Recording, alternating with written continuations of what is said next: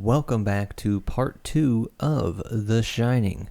We're going to be trying to cover, ironically, part 3 to about part 4-ish. We'll see how far we get into the book review here. We are assuming you have either read this or do not care about spoilers. We're going for book club vibes. We'll be flowing in and out of points all around, but we got plenty of quotes and all that. There was a point from the last video that I wanted to bring back because I realized how good it was. Because one of the things was one of my points then? It was. Oh. I was joking, but go ahead. It was one of your points. Because you were saying that the hotel was probably using Al Shockley to get to Jack.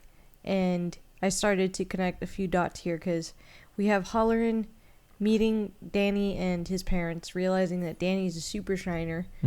And he kind of checks in with the parents to see if they have any shine. He sees that Wendy has some shine, but he believes that all moms, especially when they're like actually with their kids, that all moms have a little shine to them, because that's how they keep tabs on the kids. Yep. And eyes in the back of their head, basically. And then he checks in on Danny's dad, Jack, and he's like, I can't tell if he has shine or not. It's almost like something is hiding it or blocking it. Yeah. Something is going on where I can't tell. Shrouded by the dark side. So he ends up telling Danny his dad doesn't have shine, but he's actually not sure, and he's like, I'm kind of suspicious of him, but... Which, I'm doing the Yoda voice, like Palpatine being hidden by the dark side. Like, if somebody is such a void in the Force, like... Why is that? That should be draw your attention to it too. Yeah. To be like, this guy's too fitting in too.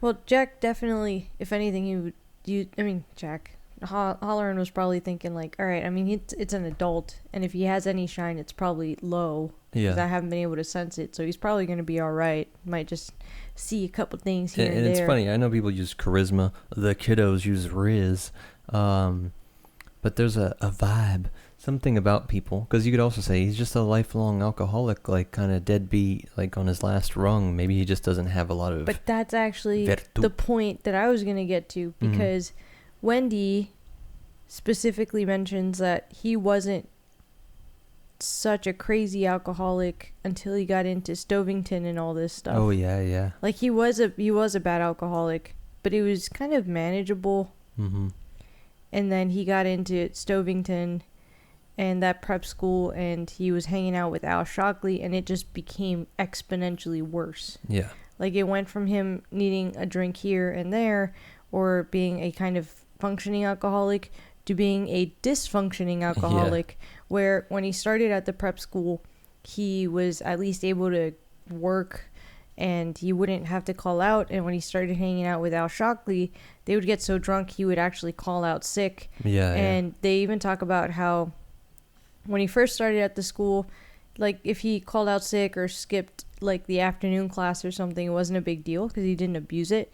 But towards the end, when he would call out sick, the guy would, like, basically the guy that, I guess, finds the substitutes. Again? Yeah. That was the vibe. Like, yeah, all right, bro. Yeah. Of course, you just got the flu again. Yeah. Oh, yeah. That was literally the line. Yeah, he seemed to be catching the flu a lot more recently or something like that. Yeah.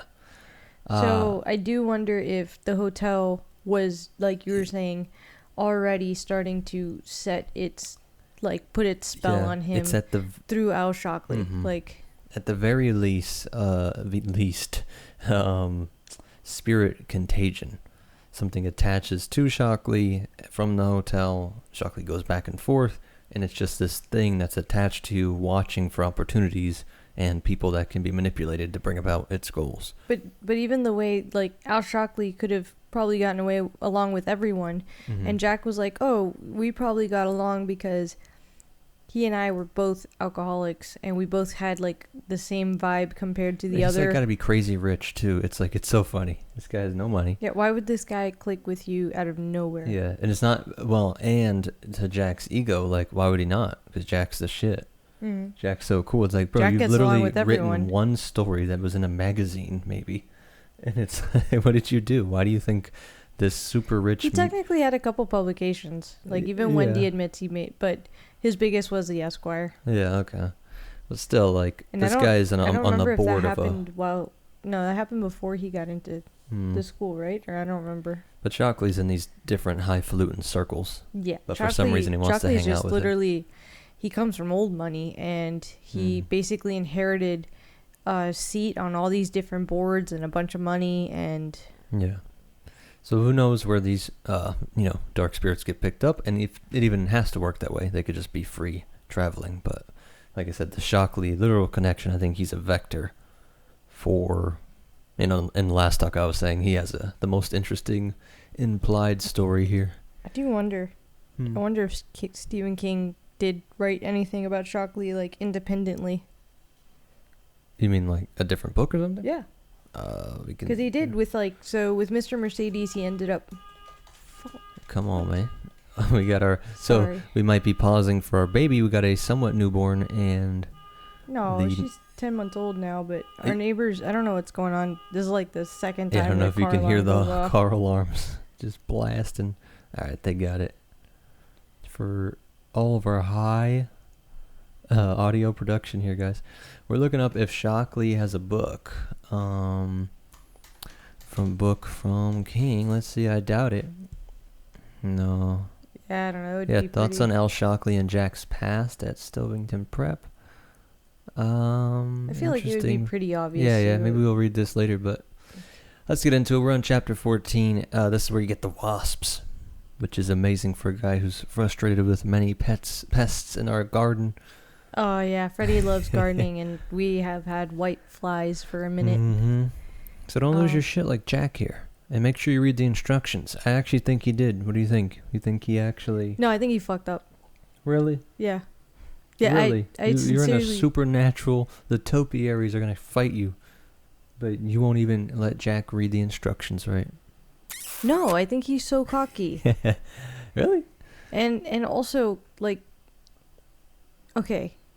Even if he had done it right, could the hotel have somehow put the... Okay, because what happens is that he finds a wasp nest when he's fixing the what are they called, the shingles, like on the rooftop, and he uses a bug bomb to kill the wasp nest, and he decides that he's going to give the now empty wasp nest to Danny to put in his room next to his head, which is a sacred rite of passage. Literally, my dad had one. Your dad? Yeah. What is it with you men and keeping something? Did he put it next to his head? Yeah, it's in his bedroom. He didn't really own the house as a kid, so this kind of the only place it could go. Did he really have a wasp nest? Yeah. He put it on his nightstand? Something, dress or something. I remember seeing it somehow. I don't remember. Did you have a wasp nest? No. I was failed. I did have little ones, though, actually. As you mentioned, I had like a little tiny guy. Like a little... like a big, glorious, bigger than a basketball. I had a little one, like a... I don't know, fits in your hand. I don't know if it's because I'm a girl. Is that not? I know, right? That is... We joke because we're pretty much not gender stereotypes, but I'm like, there are some very clear ones. I'm like, that is cool as shit. I mean, I get it's cool as shit. I'm leaving it outside. I'm not putting it in my bedroom next to my nightstand, next to my head. If you're a boy and you see cool shit... You want to have it in your room. No, literally, Wendy has the same exact reaction I do, where she's like, I don't understand why you're giving him a wasp nest, and I don't know why we have to put it, because Danny, of course, runs upstairs and puts it on the nightstand next to his head. Yeah. And she's like, I feel like, you just bug bombed this thing, like a couple hours ago. I don't know if it's safe for that to even be near him. It might still have snorting on them fumes, boy. Bug bomb Puffing fumes. on them gas. 2, it feels weird to put a wasp nest right next to my kid's head. If you're lame, yeah. If you're super cool and a dude. I'm a mom. Look, she's right. That's what's funny about my point. I mean, if you're in a supernatural hotel that causes spontaneous generation, then you're screwed. And I don't know. I just think that with the amount of wasps that come out of it, I get it could be supernatural. Yeah, I think it was, for sure. He even makes that line. I said the spontaneous generation. That's a medieval concept that animals just kind of came into existence. We joked that a friend of ours who has a PhD, I just don't trust Jack. Jack is such a liar. He lies to himself all the time. So why do I have, I'm sorry. I know that he would probably feel like I'm Wendy. And, of course, like, of course she doesn't believe that I did it right. Like, no, dude, because you lie to yourself all the time, okay? And you do fuck up things a lot. But you would have seen, like, how'd they not come out? Like, and all this moving it and take it down You and put it in supposedly shook some out. Yeah. I don't know. I think the volume is supernatural, but it's alright. Where are you at here? Where you want to bring up? I see you got a note here, but later that's just getting into the Hatfield thing. We talked a lot about that in the last one, the jealousy towards George Hatfield. We could touch on it a little bit because the George thing is such a big, and it is in these chapters that you actually get an idea of his play. Yeah. Then his descent, the change in his character mirrored in the text. I mean, there's so many layers. Yeah, because at this point he touches on this play that has been brought up, kind of like touched on up until this point, and you actually find out it's called The Little School, and it's supposed to be this story between like a principal or a teacher type character and a kid at the school, and the kid's just this like golden boy, never does anything wrong, excels at everything, basically a character that shines. Yeah. And then the other character is this principal character that went through like a shitty childhood, had to work really hard to get to where he's at, and he feels jealous of the main character. And Jack at this point feels that he relates to the kid in the play, and like the world is the other character. By the end of the book, trying to crush him, he's actually going to flip, and he's going to realize he's the principal character, and the kid is like people like George, that the world's just given to them.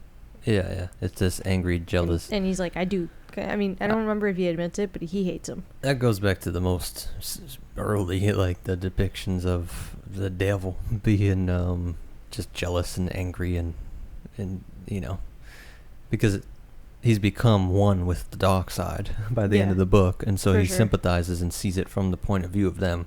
Everything from, like we talked about last time, like the dad, he had good reason to beat the mom, and the darkness in the hotel, like, was actually the good guy.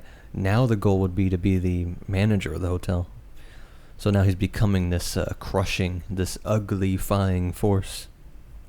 We also learn here about him and Al Shockley. So, like, he and Al Shockley had been alcoholics. They had sought each other out like two cast-offs who were still social enough to prefer drowning together prefer drowning together to doing it alone. 155. Oh, okay. You're back, yeah. Yeah, up here somewhere. There you go. So we do see a little bit of that. They were being drawn to each other. He even talks about how another one of the teachers, like, was an alcoholic on Sunday, but it was accepted because he was an alcoholic only for a day, because he would just be really drunk and be watching football or something. But at school he was somehow able to be sober all week. Somehow. What a trooper that was. Yeah, really. I won't name names. Yeah, and then there's stuff here. It's really just all that stuff, but I think we're good to move on to 14. Down the front yard. The American Shakespeare, Wendy said, smiling. That's funny. See, she plays into his being a maniac. Yeah, she's always, she teases him. It's supposed to be like a flirty. I know that he's gonna be, and I get it. He's not, how old is he at the time of this, by the way? 30 or late, mid-30s or early 40s. Yeah. Let me see here. It doesn't say specifically. We never get an actual thing? I feel like we do. Yeah, but that's so maybe too. not like a hard number. Yeah, really. I know there's like mention of certain ages. Jesus. Hold on, that might be my fault. Googling. Yeah, but no, it's not. Yeah. But I would say it's mid-30s, early 40s. Yeah, that's the vibe I got too. So it's not too late to be the next American writing literary genius.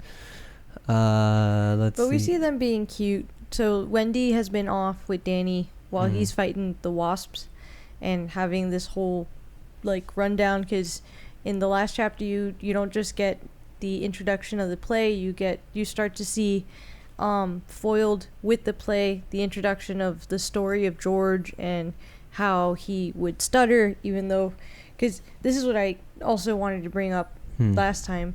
George supposedly didn't stutter in class or when he was under pressure in any other situation. Yeah. Or it was only in this debate team that was headed by Jack Torrance that George, this student that he ends up hating, or that he hated secretly or subconsciously, would stutter. And let me bring that back up. Because I was making sure it was Jack Nicholson. I thought it was, but I'm like, yeah, because this is staring at you. This face here of him just looking down, that iconic fucking... I think we'll see how we feel about the movie. We haven't seen it yet, but I think the casting at least is perfect. Yeah. I don't know why. That's how I picture He's so Jack. Creepy. Like, look at these shots here. Oh, why? She's already scared from these. Not even a preview, just stills. Don't you make... I'm so happy I cut your hair. Hairs. I will kick you in the balls. Yeah, that would work. That would work. Our dog hit me in the balls earlier. I was out. He was out. Out for the count. The slow creep of gloom. So, yeah. So Wendy borrowed the hotel truck and she went down to town with Danny. While we were getting this whole backstory on the Wasp, she went with Danny because they know that the snow's going to be coming. So she took him to like get some library books, do some early Christmas shopping, because they're not going to be able to. Kind of the end of November is going to come. The roads are going to get closed, and it's not like you can go grab a gift. Yeah, that's what I wanted to say. They mentioned it's October 20th in the last chapter, and that's a cool, again, to the time thing. He's literally telling you dates, the theme of like, and you're this creep into winter. Like, you're getting kind of nervous, as we know, like, fuck it, now it's October, then it's going to be November, and then we're screwed. Like, you, the reader, knows that. Yeah, all of a sudden, you'll get slapped with a November date, and you're like, ah, shit. Like, peak king, like, context writing of the story to be scared by calendar dates. I'm like, oh, no. It's going to start getting serious. Basically. But Wendy comes back. They're kind of like being cute and flirting. Jack's like, I'll help you unload the car. She's like, no. Like, some of these gifts are for you. Oh, that's right. So you can't see them. So they're being cute. And then Jack tells Danny, go check out what I have for you. He runs up. He grabs the wasp nest. And he's like, I'm going to go put it on my nightstand. And she's like, put it on my why? pillow. I'm going to go cuddle it. Put it down my pants. Such a boy thing. This can't go wrong. Yeah. And like, if you're a girl that put a wasp nest next to your head, kudos. But I don't know. Just every red flag in my mind. It does seem to be one of the more strong gender splits I don't know if it's a mom thing, but I know that too. That probably helps. Oh yeah, no. She looked at the large wasp nest her son was holding, but would not touch it. Are you sure it's safe? Yeah, absolutely. All right, chapter 16 is Danny, and that's where he's still trying to read, which is a cool thing we mentioned in the last talk, where he's working on learning. So Danny's really stressed out about reading, and his parents can't quite figure out why. I mean, I'm sure, like, the vibe is that they're both, they're happy, but they feel like he's so worried about reading that it's actually kind of scary, and it's a little nerve-wracking, because it seems like he's beating himself up about getting to figuring this out. And his dad got him these, like, second level book pre-reader things. They're kind of like workbooks, and he told him that if he completes them and if he can read this like little story, which is like Jack and Jill type, it's actually a classic, and I just don't remember the name of it. I just saw it here. Keep going. But if he can finish that book by the end of like the summer or whatever, that they would put together this Violet VW model. Oh yeah. With the monster in it. Yeah, it's this little purple Volkswagen. with a little like skull guy sticking out of it. Yeah, that's cool. So his dad's like, "Oh, you're gonna be able to finish this by like the end of the week." Mm-hmm. And then, and then all of this just super mundane. It just seems like, you know, Everything seems fine, and then Danny's super focused on this reading thing. They can't figure out that it's because his, like, what they call his imaginary friend Tony that sends him visions, has been sending him signs, literally, not just like road signs, like written posts. Signs, but the kid can't read. So that's why he's desperate to read. He feels like there's something in the words that he needs to know, so he's trying to figure it out. And so they send him to the bathroom. He's like reluctant because he wants to just keep working on reading. But they're like, "Look, it is bedtime. You need to go to the bathroom and get ready for bed." So he goes to the bathroom and he closes the door, and his mom, it is cute. There's a moment where she's like, "Man, like, he's really starting to become like a little independent person. Like, he closes the door. I don't know what he does in there. Like, well, right before that too, we are such parents for sure. Because I was like, oh no, because she mentions how he still has all kinds of little kitty stuff all around the room. Yeah, he's got Winnie the Pooh and Eeyore. But soon enough to be replaced with pinups and photographs of dope smoking rock singers. It's gonna be hot girls and you know. Today it'd be rappers and, you know, rock people and all this stuff. Yeah. Next year he would be in school and she would lose at least half of him, maybe more, to his friends. Yeah. Poor mommy. And he's sleeping next to, I love over here, constructed from the chewings and saliva of so many alien creatures lying within a foot of her sleeping son's head. When you put it that way, it sounds creepy. When I say it's super cool bug house. And then we get one of the scariest scenes in the whole book, pal. You thought it was... This scene? With the whole bathroom thing where he gets locked in the bathroom? This is not the one with the lady. No, I know. This was weirdly equally creepy to me. Isn't that weird? Really? Yeah. Maybe because you would be freaked out if our kid did this. Yeah, I know. Because he's only like 5, and he's locked the door to the bathroom. And he's in there a little longer. Like, she hears the water running, but she's not hearing any other movement. So she's knocking on the door, and she's like, "Danny, it's..." You're right. That really is just my dad brain. Like, because we give, 9 months old, to give her a bath and all that stuff, and we need eyes on her every single second. Literally, while you're looking at her, she just kind of dunks her head in the water. So it's kind of scary. You gotta like literally intercept, fly your hand in front of her, catch her head. Yeah, they talk about how a baby can drown in like an inch of water. Yeah. Because people will... There are stories of people putting their kids in a tub and walking away. Yeah. So I know he's 5 in the story, but in my head, I just picture... I panic if, like, you can't turn around for 2 seconds. At his age, I would not have been allowed to lock a bathroom. Yeah. Well, it didn't... Well, that's true. Well, wait. Now that you know that Tony is him from the future, right? Mm-hmm. Why did that happen? Oh, yeah. Tony told him to lock the door. Tony told him to lock the door. Yeah. Tony probably didn't... He wanted him to be able to focus and not have someone walk in. But so he can get, what, this vision from himself from the future? Yeah. Of the Roquet, of the... Yeah, because Tony's still trying to warn him. Yeah. Because we get it, she's banging on the door, trying to open, he's freaking out, and she's mad at him in his anger, but he's like, I'm going to have to kick this goddamn door down. Yeah.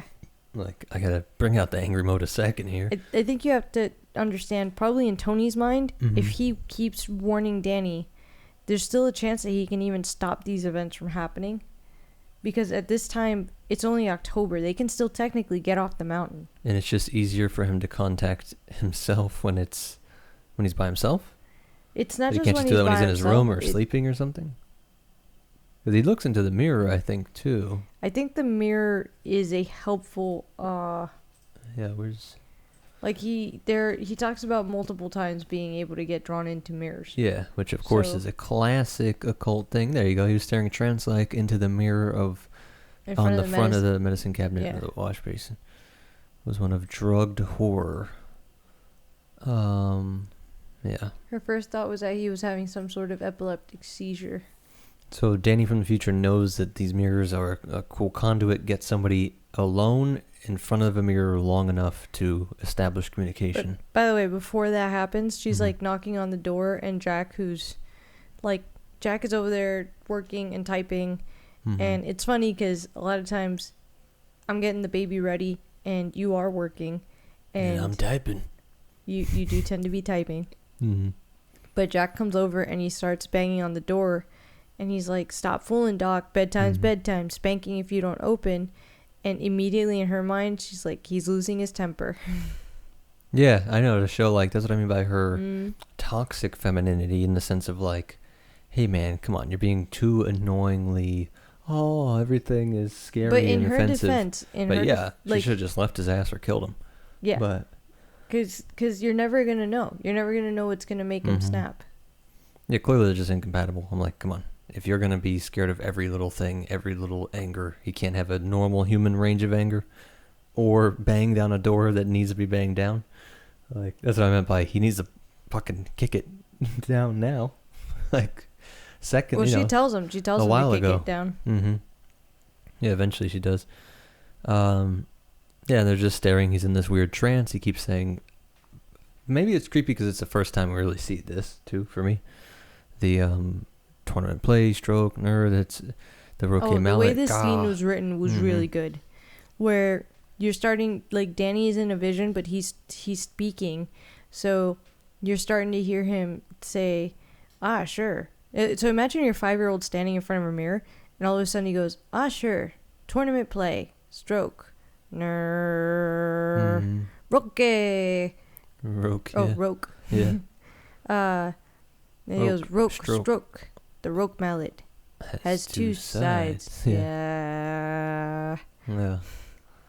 So his parents are freaking out. He sounds like a computer. Not to shit on the ghost scene, like, that's creepy and written well, but I'm like, but it's a ghost scene. This kid, like, my own real parent fears of, like, the kid being locked in the room with the tub, and then that's just so weird. That is weirder and more creative. Yeah. Than the ghost scene. It gets creepier, by the way, because he goes, roke, stroke, red rum, and then he goes, he's able to kind of come out of the trance. He goes, what? He asked, looking around.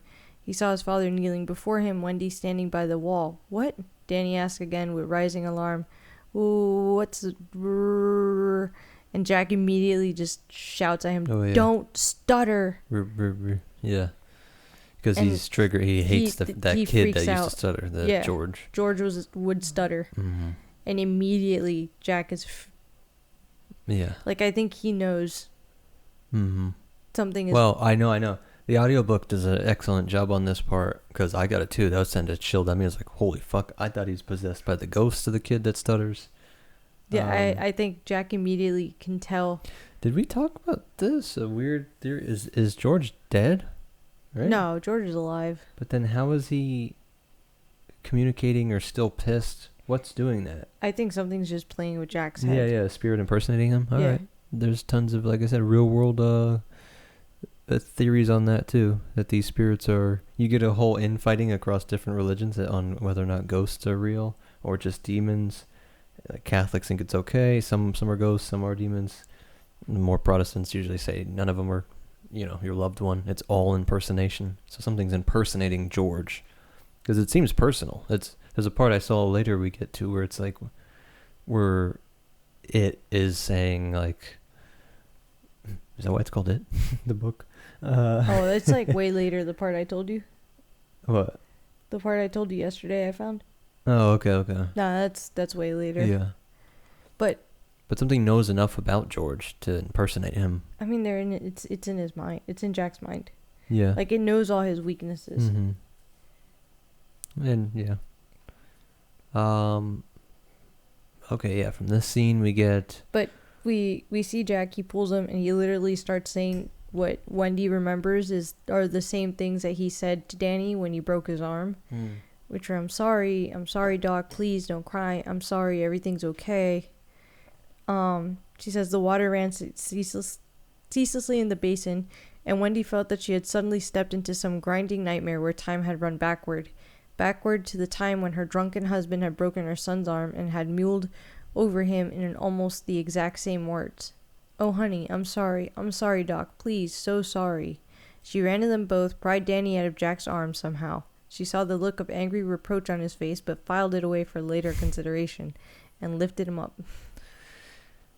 People that think that the whole, we mentioned last time, he's playing with cool theories like time is all existing at once, especially from different points of view. If you can get out of space and time is one. So if you're out of the material universe, you don't have time.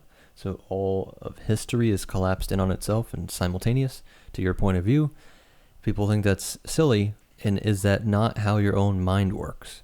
Everything that you've experienced is in your experience right now, in your memory right now. So like, I love that's why I highlight that for a future video I want to make. Like, all these foreshadowings of the time running backwards. Like, she's teleported back in time to when that happened. And then you get Tony, Danny from the future, like, he's also here in the future, but like, yeah. But her mind is in the past too.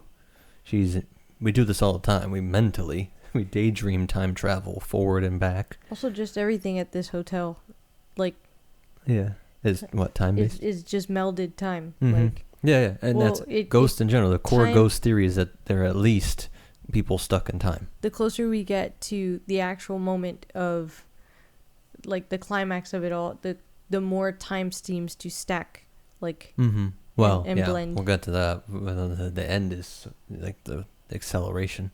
Yeah. But it's funny because the first thing, so Danny immediately, even though she's the one comforting him, he turns to his dad and he's like, "I'm sorry if I was bad. Nothing to be sorry. Like, what happened?" And he tells him, I don't know. "Why did you tell me to stop stuttering, Daddy? I don't stutter." And he goes, "Of course you don't." And then Danny mutters something about the timer. And Jack says, "What?" leaning forward, and Danny flinches in his arms.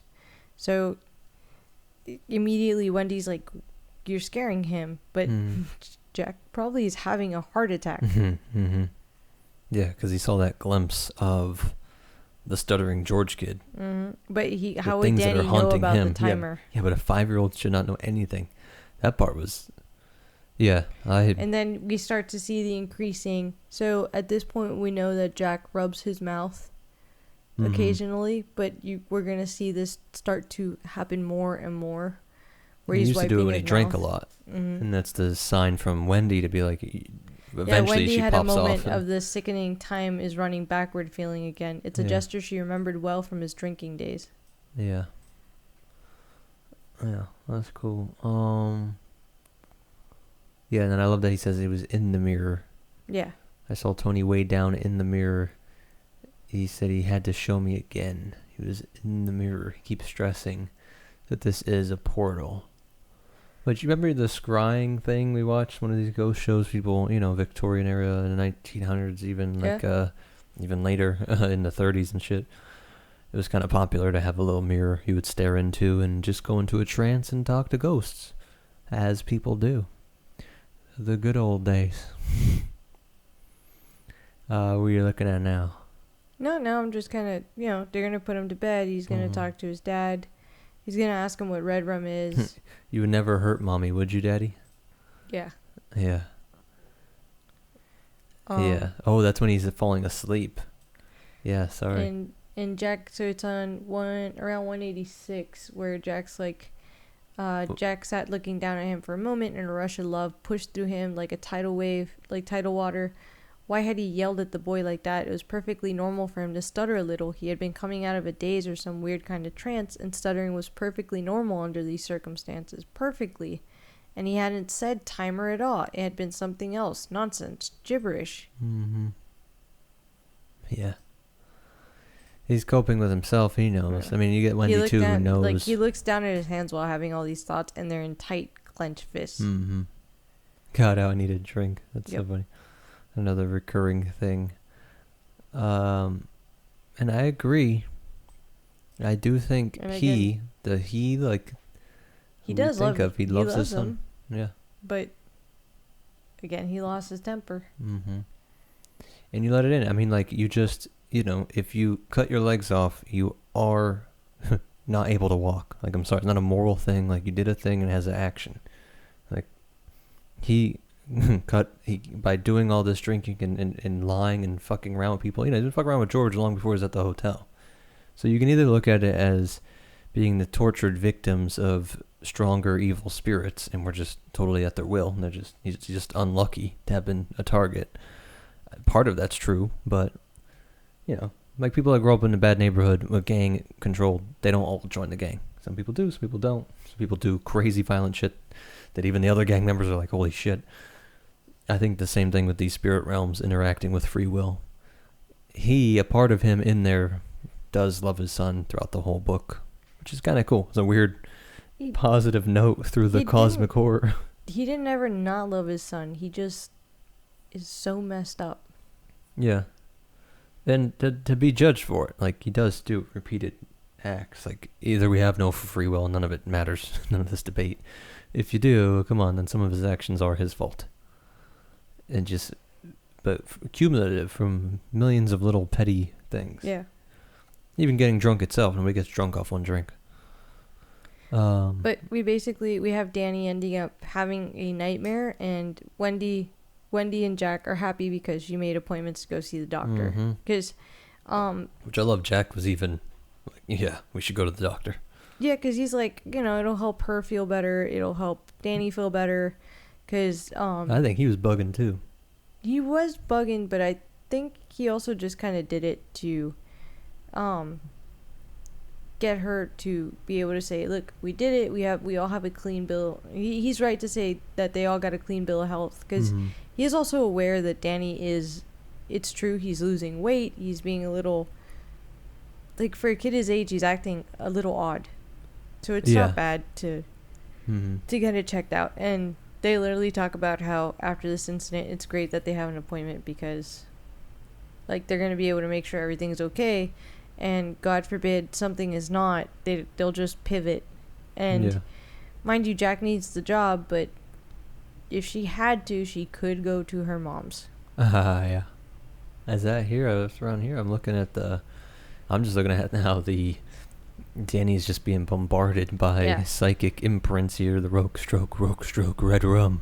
Well, so he goes to sleep, and like you were kind of wondering, Tony sends him another vision. I don't think he knows it's Tony, but he gets another vision in like a dream, and he wakes up to the wasps, because even though they did a bug bomb on the nest, a bunch of wasps came out and started stinging his like arm.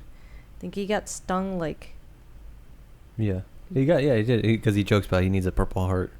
And Wendy. Well, the dad got stung once. I think Danny got stung. Oh yeah, Danny got stung shit ton. ton. Yeah. Because they just like came out and started just like attacking his hand. She was pissed. I would be too. But they are at the. Yes, I love this line. I don't know why. Sorry, that this is from his dream, I guess. So that's where. The blue-black jungle of. So he's. So I don't know if you agree still or not, but I really feel like the visions only become more clear the closer you get. No, for sure. To the moment. So this is like another example of he can hear the owner of the voice coming for him, charging up the hall like a tiger in an alien blue-black jungle, because the rugs in the hallways look like that. Ah, okay. That's what's happening. I didn't catch that. Because they reference these rugs often. It's these rugs that are in the hallways, and they have this like blue, dark blue, like jungle type of design on them, and they almost look like they move at night. That is so creepy and cool. I didn't know. Yeah, that's great. Okay. Yeah. Okay. Yeah, and already Tony's trying to get him to remember what has been forgotten. Where'd you see that? Wait, you just read that? Yeah, that was in the previous up there. Up here? Even if he could get, because he's on the third floor, if he can get to the elevator, if he can remember what had been forgotten. Okay. Look at that, guys. Yeah, that's perfect. That's amazing. This is definitely one, because this is your second time reading it, first time without a recent concussion. And no, technically you didn't. You listened to audiobook, right? Because you weren't even supposed to read. I couldn't read. It was a mini So sort of it hell. was One of the oddest Buddha hell realms. Like, you weren't a bad person, but you don't get to read even though you like books. You're forced to listen to them. She doesn't like audiobooks.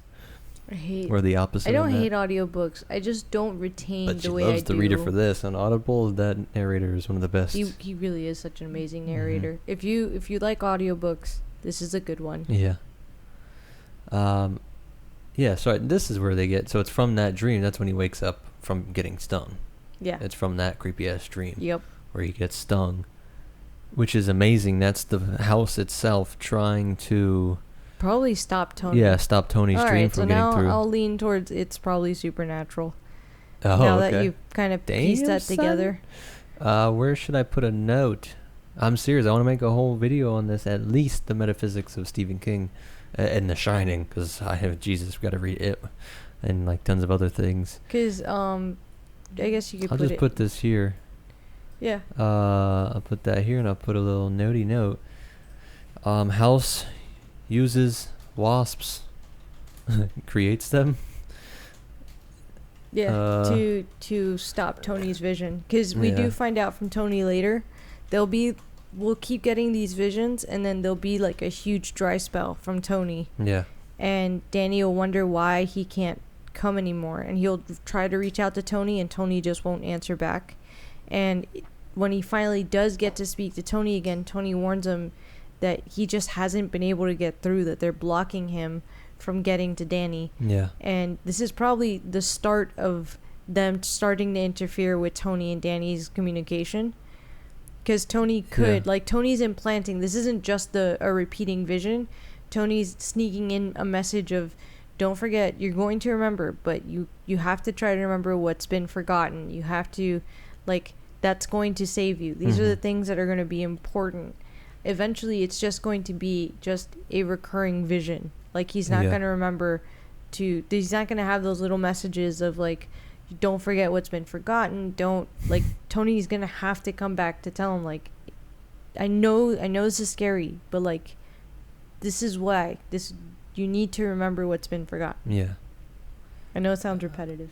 No, I mean, one, it needs to be, but to my frustration with King, who acts like there's no deep meaning to any of this, I'm like, come on, man. I genuinely think everyone from religious people to quantum physics people with all the time and all this jazz, it's not crazy to see the world as a collapsed time point of view. And to pat myself on the romantic back, I was saying, like, I do that with myself. Sometimes I think, like, man, however this shit works, there's certain choices you made. Make sure you make them. Like talking to you. How romantic. We're moving on. So Jack was pissed at his wife for being annoying.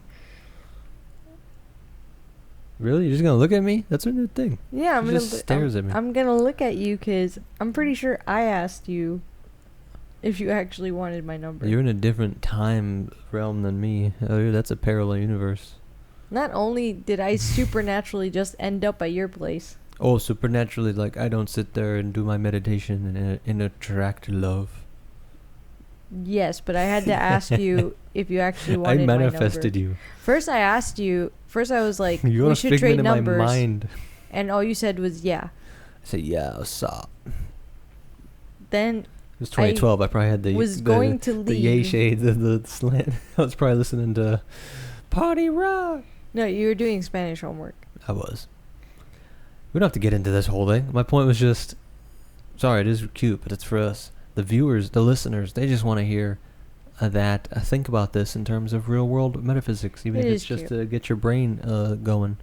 How would it work? Are there things that you would go back and yell at your younger self to either not do or make sure you do?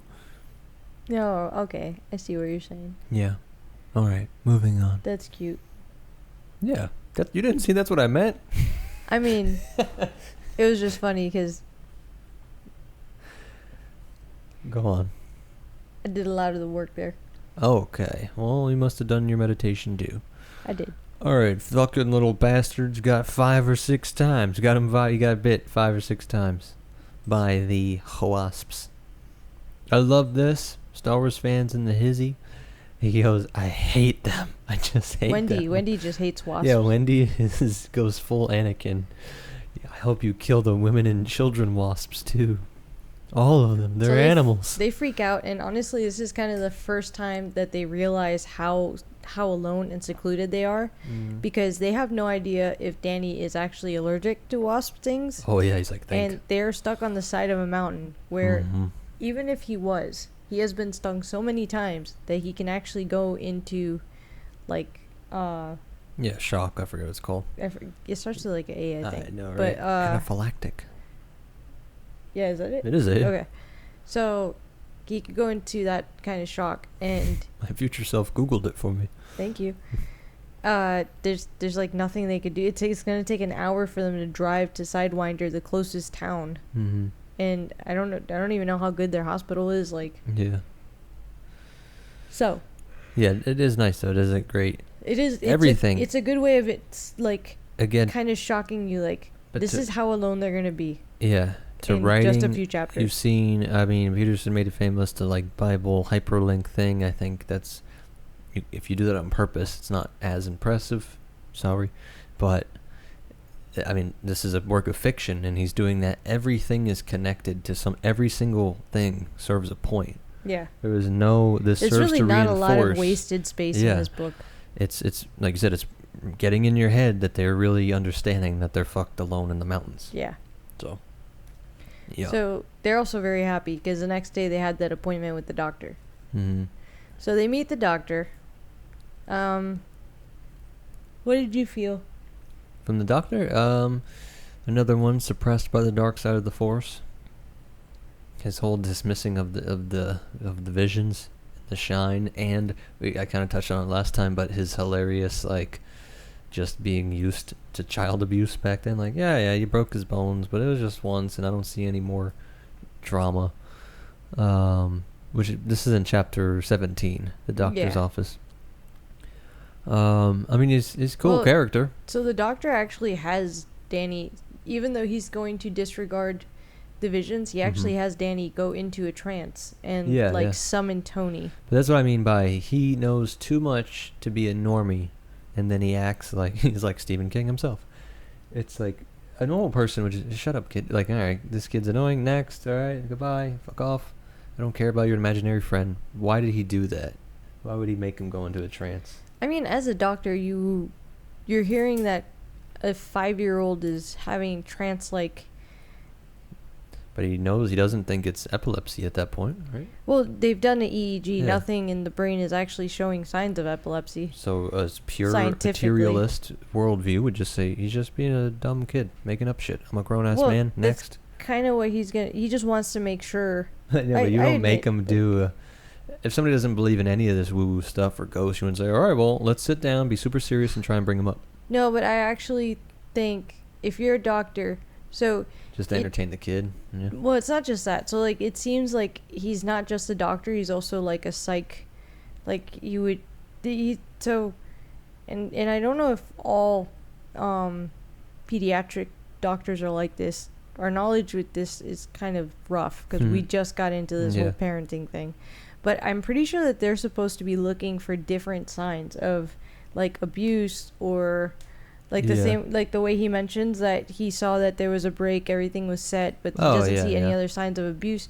So he's also going to psychologically be looking at the patient. So let's say that I come in with my kid and I tell you that they're having these episodes, and then you tell him, you know, do one of your trances, and then you can see that it is super fake, or you can see that there actually is something cognitively going wrong, or if they hint, like you said, if they hint on some sort of abuse or sexual something, or like you do want to take it very seriously. You don't want to sit there and belittle the kid and act like, you know, it's not a big deal, or and then it turns out later that if you would have just sat there and had the kid go into the trance, you would have heard him mutter like, oh, there was that one time that my uncle, you know, whatever. Or or he might be muttering like, stop hitting me. Like, I don't know. You don't know what's going to happen. There's an old Mad TV. They show him the Rorschach test, and he just goes, dead mother, dead mother. He's with the mother. He's like, dead mother. It looks nothing like it. He literally looks away from him. He's just dead mother. That's what I mean. Like, so if you take it seriously, you might stumble upon that, or you might stumble upon a brat that doesn't even look like they go into a trance, and these parents are just kind of overreacting. Or so he does have to. I see where he's taking it serious and why. Yeah. Doesn't mean that he necessarily has to believe in anything supernatural or not. He's just doing his job. Yeah. My cool real world point is, it is, as a new parent, it has been nice to see. It is weirdly invasive to be like, even the thought that you could be accused of hurting your kid. Like, these people are judging you and looking at the kid and shit. I'm like, but then also at the same time, it's like, that's pretty cool. Like, you can tell these doctors take this shit seriously. They're so nice and cheery to you, but you know if there was like something fucked up, they are snitching. Yeah. In a good way. I'm like, that's good. Snitch on these fucking bad parents. They are underhanded in a good way. Like, I love our doctor, and she's very nice, but I also know that she is scanning us. Yeah, I catch it. They're all cheery, and they're looking for making sure there's no abuse. They're scanning you, and they're scanning your kid, and it's not just like, they're not looking for just physical abuse. They're looking for signs that anything is going on with your kid that's abnormal. I respect One, it. because they want to make sure, like, okay, maybe he doesn't have epilepsy, but what if he has like ADHD or schizophrenia, or like they're looking for anything that could, because that's what I mean by like the scope of the pediatric. It's not like when you go to your general doctor as an adult and they're like, oh, this seems like it's a psych thing. I'm going to send you to a psychologist, or I'm going to send you to he's more the pediatric doctor. I feel like they have to catch so much stuff. And I used to work as a vet tech, and it's kind of like a veterinary level where the vets have to be like the general doctor, they have to be a semi-specialist, like they have to be minor surgeon. Yeah, although now veterinary stuff has started to branch off, and you are seeing more specialists for like cancer treatment and surgery and this and that. I think for the most part, vets still have to have such a wide range of general knowledge and be looking for signs of like abuse and all this other stuff. I feel like that's the pediatric doctor for people. Yeah. Like, they have to be looking for anything psychologically, and they're going to send you to a specialist, but they got to catch so much stuff. And in a kid, and it's not like when you're an adult's already an all fully developed person, so you already kind of know, like, in a kid developmentally there's so many something milestones would have expressed by like 18, whether it's not always, but often. But even the difference, like, and there's you're teachers. taking your 12-month-old to the same person. Like, I had the same doctor that was seeing me from like age 11 to like age 21. Yeah. Which means he was seeing me go through like puberty. He was seeing me go through mood swings and I hate you, doctor. I don't know how to word it, but the scope that they have to cover, because it's like developmentally you're going through so much. Like, our doctor has seen our baby since she was like 5 days old to almost to 10 months. So yeah, but I think that just the shit that Danny touches on, to your point, then he should know how unbelievably unusual this is for him to not just say, yeah, I don't know, maybe there's something to that woo-woo shit. I didn't think it was true, but this kid's nuts. But like, this kid's talking to ghosts and shit or something. I mean, why be proactive in dismissing it so confidently to the parents? He also kind of has to go off of what the parents are saying, though. This quote here. But when he comes to me, he shows me bad things, awful things, like in the bathroom last night. The things he shows me, they sting me like those wasps stung me. Only Tony's things sting me up here. He cocked a finger gravely at his temple, a boy unconsciously burlesquing suicide. It's like, hello. How about you don't tell the parents, kids will be kids. They're kooky. Everybody has a imaginary friend. I admit that one. I'm like, But so, and then she knows about the divorce. She is already pushing at this point in the story more like, no, he knows shit. Nobody can know. And he does this lame, the armchair, atheist, hand wavy shit. And then he's with the whole, he knows you want to go to Disney, wherever it was, something like Disney, some park. And, he was just hoping you could take him, and then you could. That's all. Because how did Danny know that he was going to win the prize money? Like, he knew the dad was going to win. There's all kinds of tiny things. And like she says, he knows family history and shit. because he's in their minds, so he knows what they know. Well, and he knows the future. He literally, so like, he reads her mind while she's sitting there in the waiting room. Yeah. Which goes to what I was saying last time, too. You asked me if, like, could he? Like, he could, technically, just go into your mind whenever he wants. I think if you had a shine ability and you knew that he was a shiner, too, you could maybe put up a defense. He's also so powerful at the age 5. I don't know. Yeah. I feel like you would be very hard to keep him out of your mind. Yeah. You gotta play that white noise. You gotta think about random. Just make him want to leave. What the hell's going on in here? Psychic defense mechanism. But yeah, my point is just that he is suspiciously proactive in debunking and dismissing Danny's supernatural stuff instead of just going like, look, I don't know what to tell you. Don't worry about it. You don't have to like do these kind of ad hoc. He does say, I'm not a psychiatrist. If you want Danny to see a child psychiatrist, I can recommend a good one who works out of the Mission Ridge Medical Center in Boulder. But I'm fairly confident in my diagnosis. Danny is an intelligent, imaginative, perceptive boy. I don't believe he would have been as upset about your marital problems as you believe. Small children are great acceptors. They don't understand shame or the need to hide things. I feel like some of this is also the mentality of the time.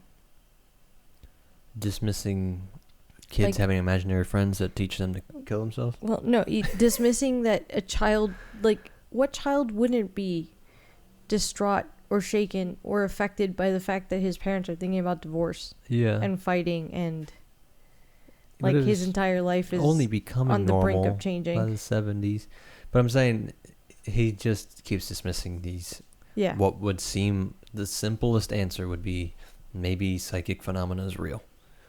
That would be, but instead he's a scientist, and in his very scientist way, he just says, look, I'm going to rule this out. What's happening is that Danny had an imaginary friend that helped him cope with all the bullshit that you people are putting him through because you suck. So Tony used to help him, but now that you guys are doing better and you seem to be in a better place and it doesn't seem like you're thinking about divorce, he's kind of outgrown Tony, and now his mind's trying to get rid of Tony, and he doesn't know how, so Tony's just becoming a bad guy. Yeah. That's really just kind of, that was his idea. I know. His armchair philosophy. I love that Jack hates IQ tests, so that's funny. I know. No comments on that? Just wanted to say. I read that line and I was like, I know Freddie's going to actually approve of this. But of shitting on IQ tests? Huh? I don't shit on IQ tests. I'm saying he's a maniac, so I'm glad we don't have everything in common. Oh, okay. I actually thought, because at that age, I mean... He's 5, but I mean, people do it. I mean, 6. Yeah, that's true. I was doing them. Yeah. My bad, I forgot that 6 is... Wow. 6 is first grade, baby. First grade. Yeah, man. I know, and I literally just read where he was going to go to school. Yeah. Isn't that funny? All right. Before I have a crisis. Oh, because you're saying she's already 1? I'm going to be 1 soon? I know. You don't have to say it so loud. I'm going to have a panic attack. I do love that Wendy ends up hating this doctor a little bit. Yeah. Not hating him, but she really hates that he refuses to believe in Danny's ability. I like her intuition. I had to throw a shout out to my mama about his whole thing that moms have the shine, because all these people, these materialists that want to just ignore this shit. I mean, if there was this amount of anecdote for anything else, it'd be nuts. My sister had, I forget what it's called, but you can die from fallopian tube thingy, stuff stuck in there, falls out at work. Mom just freaks the fuck out and knows something's up and is like blowing up my sister's phone. Okay, for everyone that doesn't know the story, because I feel like you told a half a story. I usually do. His mom was at work. She used to work at the post office. His sister was at her job doing... It's implied. Yeah. Working. Her work thing. And she had a fallout. Was it a Was it? I think it basically is, yeah. So she had a medical emergency at work and collapsed, and his mom separately in that same moment in time, like around that same time, Yeah. I'm not going to say in the exact moment because I can't, but like almost at the same time that happened, his mom was basically psychically hit at her work and almost fell out, and immediately had a feeling that she needed to find out where her daughter was. Yeah, you got proof. She's blowing up the phone. I mean, how many times to test these theories? Like you said, he's scientific thinking. I was like, okay, she's literally never done that. And she does it on the one day. So you can almost mathematically, like, she's worked there for 10, 20 years. Yeah. So how many thousands of days is that? And she does it once. And then even hours. She does it within the hour or something at least. Yeah, it was from the way they tell the story, it was within... Yeah. Like, it happened at the same time. So if anybody that looks into this stuff sees that there is just endless amount of stories like that, it's just a tricky thing to document. I mean, there's lots of things that are tricky to document. So, I love her motherly instinct, too, just kicking in like, fuck that guy. She does have a slight shine, sucks. you know. Is what? She has a slight shine. Yeah. Well, I'm saying I agree. All moms almost kind of have to. Or it's like made. So they leave the doctor's office. And we are now back at the hotel. And so Jack, he's been going down to the boiler to check on the boiler, and what's down in the boiler and in the basement area along with the boiler is a bunch of old documents, boxes of papers, newspaper clippings, receipts. And for whatever reason, Jack is drawn to all this stuff. Like, he occasionally wants to look through it, thumb through it, just kind of like be nosy, see what's up. I don't know if it's a writer thing. I probably would have also thumbed through a couple. It's everybody. Like, I mean, they're here alone too. What else? I'm just curious. Yeah. So he's thumbing through this stuff, and he finds a scrapbook. Yeah. Which they never confirm whose it was, right? No. He thinks it's probably a homeboy. Hide your kids, hide your wife. What's his name? Ullman? Grady? Oh, Grady? It could be. But Yeah. I doubt it's got clippings from before Grady. Well, he could have found stuff and made it, but I guess. I don't think so either. That was the only name they put forward. But it's this super fancy scrapbook, and in it is all of the bad stuff. Like, every time something bad happened in the hotel, it's documented. If it got documented in the newspapers, it's in there. Yeah. In this book, and he's starting to read it. And what's interesting is that back in that vision, like right before this, when Danny was at the doctor's office, I'm pretty sure it's that vision. It's either that one or the one before when he got stung. Yeah. Where Tony's literally warning him, make sure your dad doesn't find that scrapbook, because once he does, like, it's gonna be really bad. Oh yeah. And then he tells him, this inhuman place makes human monsters.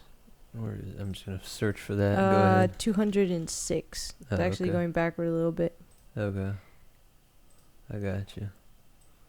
Yeah, makes human monsters. Yeah. Yeah, because he goes, Daddy was kneeling on the floor, casting the beam of a flashlight over old cardboard boxes and wooden crates. The cardboard boxes were mushy and old. Some of them had split open and spilled drifts of paper on the floor.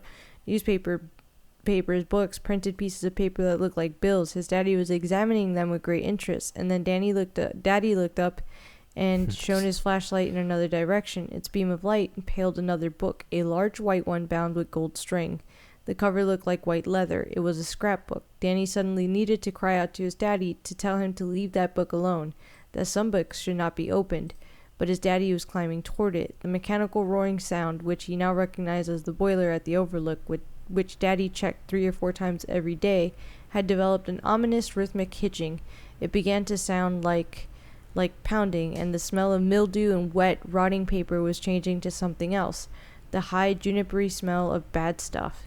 It hung around his daddy like a vapor as he reached for the book and grasped it. Tony was somewhere in the darkness. This inhuman place makes human monsters. This inhuman place, repeating the same incomprehensible thing over and over, makes human monsters. Yeah. It was back in chapter 18, when it says his nose wrinkled at the smell of rotting paper. Behind him the boiler kicked on with a thundering whoosh, making him jump. Like, it's almost like the house itself is pushing him towards. Yeah. The house wants his dad to find that book. It needs his dad to find that book. Like, nature, like your surroundings, are literally pushing you forces of good and evil.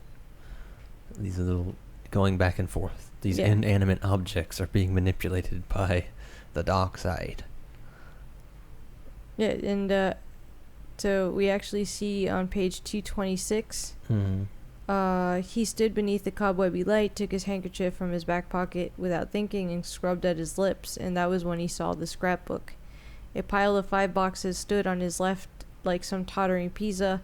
The one on top was stuffed with more invoices and ledgers. Balanced on top of all of those, keeping its angle of repose for who knew how many years, was a thick scrapbook with white leather covers, its pages bound with 2 hanks of gold string that had been tied along the binding in gaudy bows. Yeah.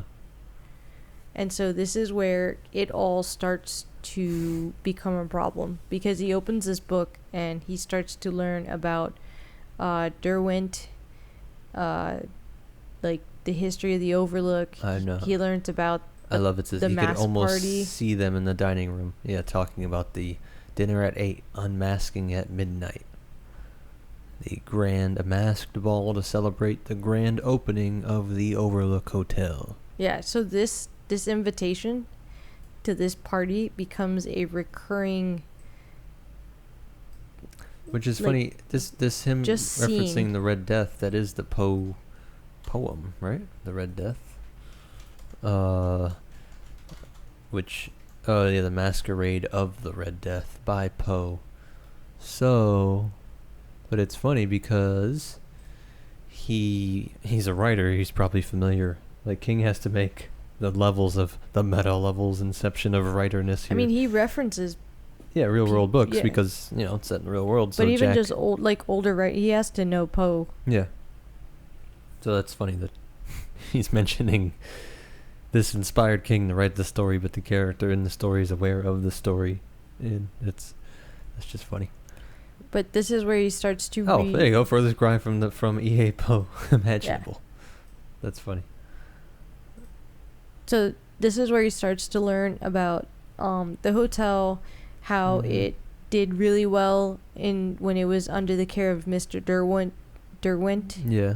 Then how it changed hands. It was sold off. Mm-hmm. Then how it didn't do well. Then it was sold off again. It ended up back in the hands of someone that was connected to Derwent. And then it was sold off again. And he starts realizing there's like a big gap in the book. But now he's really interested. He's like, I need to know about this hotel. Yeah. Yeah, and he's obsessed. And, he got the mob ties too. Mm-hmm. So there's all these shady characters with just the missing history and then the mob ties. And, even the World War II connection. And, like, as he's reading this, the more he reads it, he keeps rubbing his mouth. Yeah. He rubs his lips and turned to the next page. Yeah, so it was opened on May 15, 1947, right? I mean, the grand... end. Whenever that first invitation, that's the grand opening. Yeah.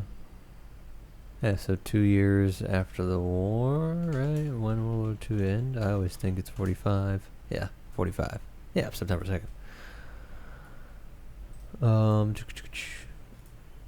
So yeah, 2 years after World War II is over is when they have the grand opening of the hotel, and it's a lot of veterans and money and people with connections, and eventually becomes mob run and all that, owned by that California millionaire too.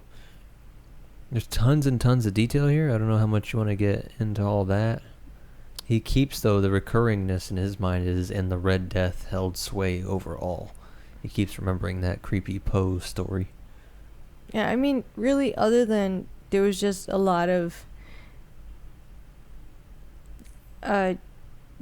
what is the like shell companies and trading of hands? Not just that. There was a lot of stuff being done through the hotel. There was some prostitution. There was possibly some gambling type things. Definitely deduces prostitution. There was definitely like at some point it ends up becoming this place where like rich people can go, like a club. Mm-hmm. And like the people that go are all mob bosses. Yeah, they call it the Key Club. Yeah, so those are... The hotel is not... It's not like it's being swapped from one hand to another and it's becoming like this beautiful, just normal hotel. Like, this hotel has gone through some dark people. One of these gang leaders is killed at the hotel. And that's what Danny saw at the very beginning in the very first tour. Yep. The mob assassination. Blew his brains out. Yep, the mob boss was staying in the presidential suite and they killed, I believe with a shotgun, they killed the two bodyguards he had at the front, and they killed him. Yeah. Why I But I've already found, like, there's like 3 times in just the time that he's looking through this book that he's wiped his hand, his mouth with his hands. There you go. So you're already seeing this, like, becoming a problem, and all he's done is open this book. And the darkness of just this well, it's becoming a kind of, attracting evil action, increasingly dark. Like the whole stone tape ghost record. The 4th like time that he's wiped his mouth. And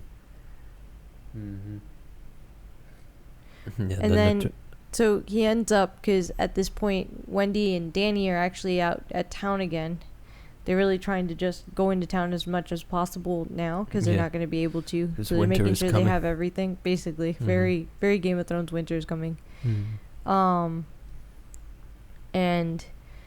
I know he feels like, oh man, like he feels dirty. Like he shouldn't be caught with this thing. Yeah, is it where he makes a masturbation? I think she made a point of something like, she uses that term like when she's being mind read. But yeah, he feels like he's not allowed to, like, this is intimate, I guess is the word. This is a special intimate thing just for him, so he didn't want to be caught. Yeah. But it was funny. Of the clippings, the only part that's super personalized is when the guy's found killed.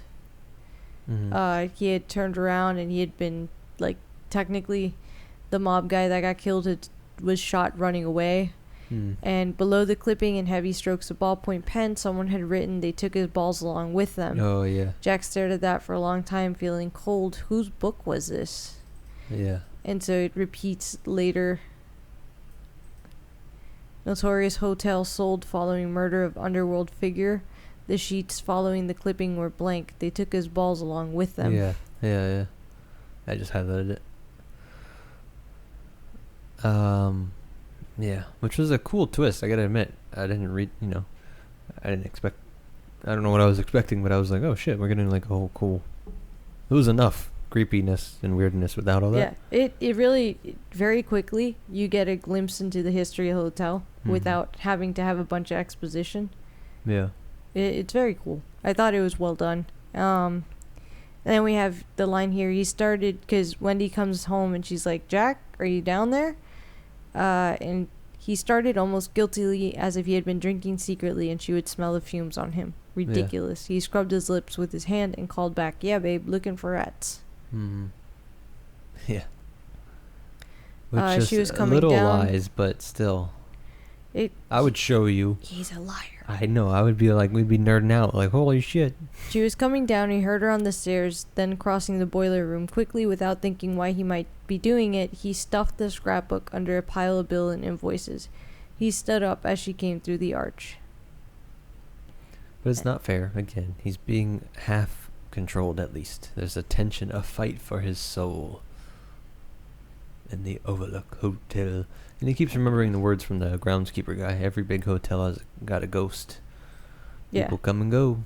But it's like, I know, but were they a whorehouse and a mob murder and a creepy, occult frickin' rich people party and masks, rituals kind of shit going down.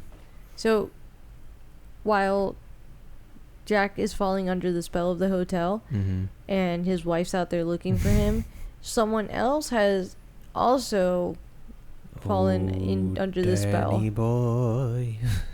Danny boy. Room 217. Who was told not to go to room 217, has found himself standing in front of the door of 217. In his pocket even though, like, in a very Jack Torrance manner. Yeah.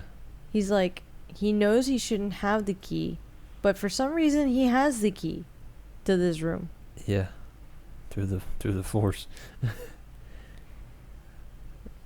Does it? Yeah. Big deal. He gets, and it's weirdly brave too. You know, not that he's like a super scared kid and all that, but he just. But so it's funny because he feels drawn to 217 and he doesn't know why. It could possibly be because Halloran told him not to go and he's a kid and he wants to. But most of it is probably hotel calling him to go there. Yeah. And he'd already kind of wandered around. He didn't want to go play at the playground. Once we think the hotel manifested wasps, I mean, everything's on the table. They put the key in his hand without him even noticing. I actually think he was somewhat curious. Yeah. Yeah. Like, we still gotta have agency and autonomy. Not fully possessed, and but something possessed him to. Yeah, so then he gets in there. We just gotta get into the room, really. But we also get, so he's standing in front of the door and he's remembering this story that his dad had told him when he was like 3 about Bluebeard. And the big deal, this story's going to be recurring because, in summary, his dad, when he was like 3 years old, told him the story of, I guess, if you know the story of Bluebeard, oh no, she's waking up. She's just moving now. Baby break. We'll be back. We're back. Baby's all right. We were talking about the Bluebeard story that the dad told Danny when he was 3. Yeah, I think most important thing is to just know. Is this like a common story, by the way? I never heard it before this, but yeah. Do you want to tell it? It's just that the guy's whole. There was a man named Bluebeard. Yeah, there's a room that was locked. He tests the wives. Just tells them don't go in the room. Every time they all go in the room, so he kills them all. And the room's full of dead bodies, like the other wives that failed this task. So he has one wife at the time of the story. His name is Bluebeard, and he tells her don't go in the room, and she goes into the room because she's tempted. Like curiosity has her wanting to go in, and he finds her in there. And when she opens the door, she sees the severed heads of his 7 previous wives, and that's what's so scary is that he then. Like, she turns to leave, and he's in the doorway, and he's like, I tested you, and you failed, and what sucks is I liked you more than all the others, but you still have to die. So he kills her. And this was a story that Jack told his 3-year-old. It's classic American lit. I guess. No, I mean, yeah. You probably told him the fucking Red Death, too. The Red Death holds way. So Danny's thinking of this story as he's standing in front of room 217, and he remembers Halloran telling him that, you know, the things in the hotel probably can't hurt him. Yeah, probably's huge there. I thought he basically just said they can't hurt him, but... Well, he did.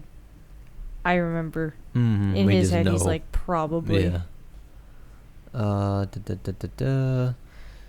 basically... Oh, yeah, he gets scared of this hose, a hose on the floor. Yeah, he at this point, he doesn't go into the room. He kind of chickens out.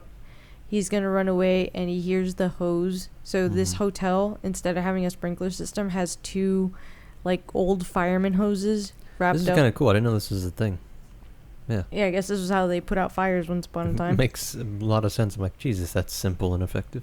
Yeah. They had the hose. It's wrapped up like a snake. Yeah. In like a cubby in the wall, and the hose falls out of the cubby, and Danny swears that it's like pointed at him. Yeah. And he's scared of it, and he kind of runs by it, but he swears as he keeps running towards the stairs, because this is on like the 2nd floor. As he runs to the stairs, he swears that he can hear something chasing him, and he wants to scream for his dad, but it like he can't. He's just so scared that no sound's coming out. Yeah. So he makes it to, like, he makes it downstairs, but he is been scared. Yeah. This wasn't that my brain conflated him. I thought then he sees the lady at that same time. No. He'll be seeing the lady later. Okay. I didn't remember him. separately. But basically, I don't know if it's the same day, but at some point after this happens, they're at the library, and this is where Jack is 20. deciding to, chapter 20, talking to Mr. Ullman. Mm-hmm. So they take a trip into town. Jack is using the opportunity to go to the library with them because he wants to continue to do research on the hotel. So he's looking for newspaper clippings that will cover that period of time that wasn't in the scrapbook, because he's trying to see what else happened at this hotel that wasn't inside of the dirty scrapbook. Mm-hmm. I'm gonna call it the dirty scrapbook. It sounds catchy. So he's like looking around, he's kind of annoyed, and this is where he asks for Excedrin. Yeah, well, you didn't talk about that at all, huh? That is my drug of choice as well. I've been doing pretty great lately. Why, you hate my comparisons? Don't compare yourself to the fucking horror schizomaniac villain. I'm going to throw it out there. So Jack chews Excedrin, which is supposed to get you high, and he chews multiple of them in a day. Freddy just had migraines and would take 2 Excedrin to make them go away. I take my medicine. He never took more than 2. I think maybe one time he forgot he took it. When I partied hard. But it does and give he me, went to sleep. It is my favorite, that feeling of recovering from a fucking headache is better, ironically, than, a lot of other supposedly good things. So it's just hilarious that I'm like, oh, Jesus, it's gross. He literally chews them up and eats them. Yeah, he chews them. He has a lot of, but he's starting to have a temper. Because basically Wendy comes down and she kind of interrupts him while he's looking for stuff. And he's like, I just want to. He says, yeah, get the fuck out of here. Yeah, because she asks him, are you okay? And he kind of gets snappy with her. Mm-hmm. And he asks her if she has Excedrin, and she says no. And she's like, do you want some water? Because she had like an Advil or some shit. Mm-hmm. And he's like, no. In his head, he says, no, I just want you to get the fuck out of here. Yeah. Which is him being left alone, too, doing this research. Yeah. It's really the most interesting thing to him. Well, I mean, because he's calling, what's his name?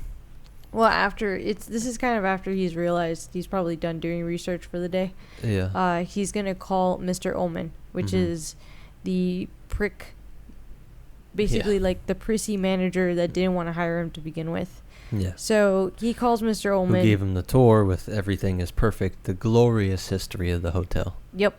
He ends up having to call Mr. Ullman from a CVS, basically. It's like the pharmacy because no one else has a phone. Yeah. So while he's in there, he ends up buying some Excedrin. But before he buys the Excedrin, he makes the phone call and he's chewing like an aspirin. So he's calling Ullman. It's like his coke. We were talking about last time that King was apparently doing a lot of cocaine when he wrote this. And I wonder if he is chewing Excedrin. Yeah, it's like, all right, that's it's such a specific medication. Mm-hmm. I can't believe he hasn't been sued between Mr. Mercedes and Excedrin and like, hey man, can you stop connecting our brand to maniacs? Like, I never understood how those laws work. Excedrin's over there like, we took that ingredient out a long time ago. Yeah. Damn, do some classic Coca-Cola and... But basically in this chapter, Jack calls Mr. Ullman and he's kind of harassing him.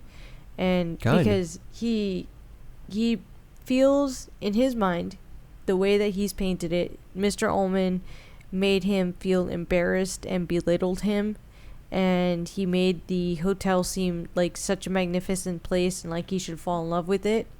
And like his but lowly, the hotel scummy has self. a dirty little history, just like him. Yeah, that Jack is beneath the glorious hotel, and he's like, "This is a goddamn whorehouse and murder den." But what's funny is like a part of Jack is wanting to just get more information out, because originally, like, a part of him wants to just call Ullman to get more info, but another part of him is just becoming violent, and I think it's because he's starting to have, like, the spell is starting to take effect where he's like falling in love with the hotel, and he wants to be the manager of it, but Ullman's the manager, so he secretly despises him. At least in my mind. Yeah. No, yeah, it makes sense. Yeah, because he loses his temper, like he says. Don't lose your temper. You lost your temper. Yep. He loses his temper here with the conversation with him. Yeah, why are you baiting him? Do you want to get fired? Yeah. And that's where you get him. This even popped in my head before that. Like, he's talking down to him like a little pet, like a little begging for, to be. Yeah, actually, it's the page right after. Go to the next page, and you'll see. 267. Jack said, "There isn't going to be anything in the book that isn't true. There's no need to dress it up. Why are you baiting him? Yeah. Do you want to be fired? I don't care if Chapter 5 is about the Pope of Rome screwing the shade of the Virgin Mary," Ullman said, his voice rising. "I want you out of my hotel." "It's not your hotel," Jack screamed and slammed the receiver into the cradle. And again, the voice acting here in the narrator, it's not your hotel. Like, it's quick and angry as shit. This whole conversation back and forth, and Jack kind of has the upper hand because, Ullman did implicitly lie, lying through omission. I mean, but what is he like? Or through omission, and like you said, by acting like it's the most perfect. Why does it matter? You're just there to take care of it. You're there essentially to keep the boiler on. His job, all right, and everyone agreed, from Al Shockley to Ullman to Jack before he fell in love with the hotel. He was just going to take this job, because this was literally a placeholder. It was going to take the place of what would have been the prep school job. Yeah. He was just going to be there to finish writing his play, because he was going to have no other things to do. Like, all you have to do is keep a boiler on, do a couple little caretaker things. There aren't even people there. Like, it's not like someone's going to call you and be like, "Yo, the plumbing's not working in room 217. Yeah. It's kind of like those guys that call them fire observers. They get pitched as like the coolest job ever. But, you're just alone. Out in the middle by yourself. And you sit and, like, you don't really do anything all day, in a sense. Just waiting for a fire. Yeah, but if shit does kick off, we need somebody there with eyeballs on it. Yeah. Like, you don't really do much until you're needed. That's basically... So when the boiler gets scary, you needed. When there's a wasp or weird damage, that's all it was. And then the plan B, if his play didn't go well, was that Al Shockley, while he's up there, disappeared and giving the prep school some space and time and air. He was going to be convincing everyone at the prep school that they should really hire him back on. Yeah. This was all supposed to be temporary. He was never supposed to stay at the hotel, want to be manager at the hotel. He was just going to take this job as a placeholder, be there one season, get his job at the preparatory school back. In the way that "it's not your hotel" comes out so abruptly, like it's something else speaking through him. But do you have any? Who do you think that would be? That's just him already falling under the spell of... Under the non-human dark entity? Yeah. Right? Yeah, like before Grady. It's already the hotel. Before the mobster. It's something... Sucking him in. Yeah, but it's not human. It's not like Grady's soul. No. I agree, yeah. No. I'm like, guys, this is bigger than a human. It's literally him. So, do you remember how they talk about how Ullman sounds like he's in love with the hotel? It's literally him falling in love with the hotel. This is like a jealous... And there's an implicit... Like, they're like fighting over a girl. Yeah. And when you say it makes human monsters, you're implying that there are non-human monsters. So I think that's pretty cool. Yeah. Like... This inhuman place makes human monsters. Yeah. And it never gets mentioned what that is. We never actually get an explanation, even at the end of the book. It's left vague. I mean, in a way, when you see it flying away, some dark thing, we'll get there. I'm saying, like, that's, that is what's speaking here, really. It's the core, it's not your hotel. No, it's not Jack. Like, even Jack is confused. Yeah, for a guy that fucks up and flies off the handle, even he's like, Jesus Christ. And then he realizes he really stepped in it. My favorite. Because he's going to be losing his job. He's going to lose his job, and then he gets hit with, "You're overtime, sir. $3.50. Yeah, because it was a a payphone thing. It's like, that's just great writing. Like, holy shit, this guy's going to punch a hole in the wall. Break his hand. Once during the drinking phase, Wendy had accused him of desiring his own destruction, but not possessing the necessary moral fiber to support a full-blown death wish. Yeah, not in like a brave way, like I don't know. some soldier or stuntman or even criminal. And he smashes more Excedrin with the bitter taste. Yeah, anything else from here? No, just 20? more how he would come home drunk, he would wake the baby up. Yeah. How she would turn to him and say, "You son of a bitch, you woke Danny up. If you don't care about yourself, can't you care a little bit about us? Oh, why do I even bother talking to you?" Yeah. And then, so at this point, they've kind of gone back to the hotel, and he knew that he was going to be getting a call from Al Shockley. So, or no, he expected a call from, no, they haven't gone back yet. Sorry. I found your line about the 50 cents. But, when he does go back home, they do get a call from Al Shockley. Mm-hmm.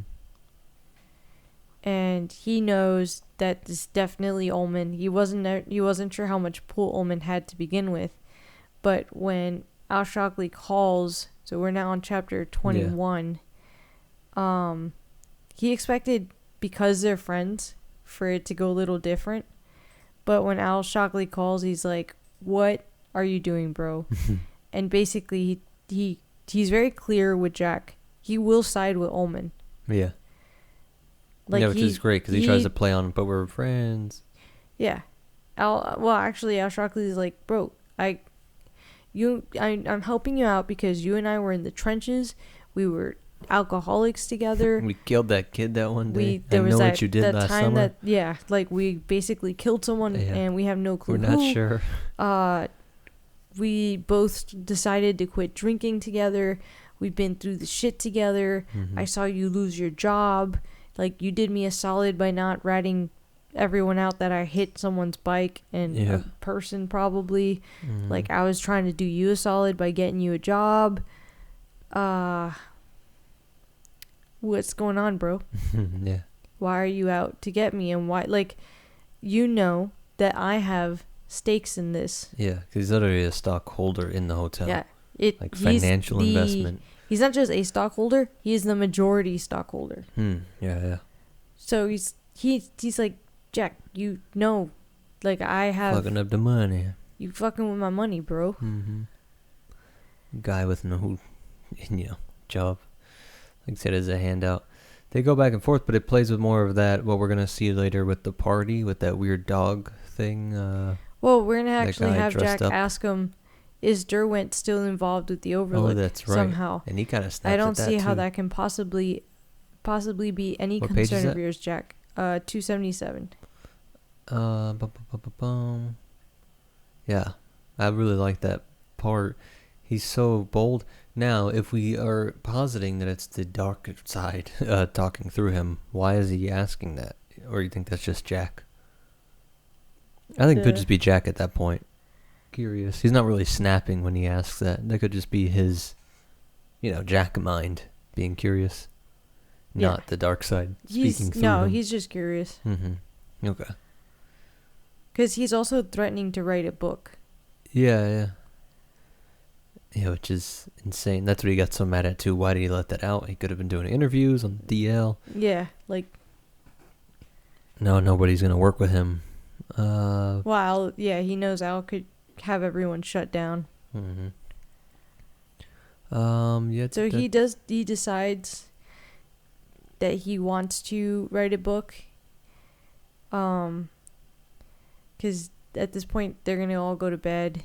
And now he lay beside her, feeling her warm and sleeping thigh against his own. What page? Thinking, 279. Thinking of the conversation with Al, how he had groveled still made him hot and cold by turns.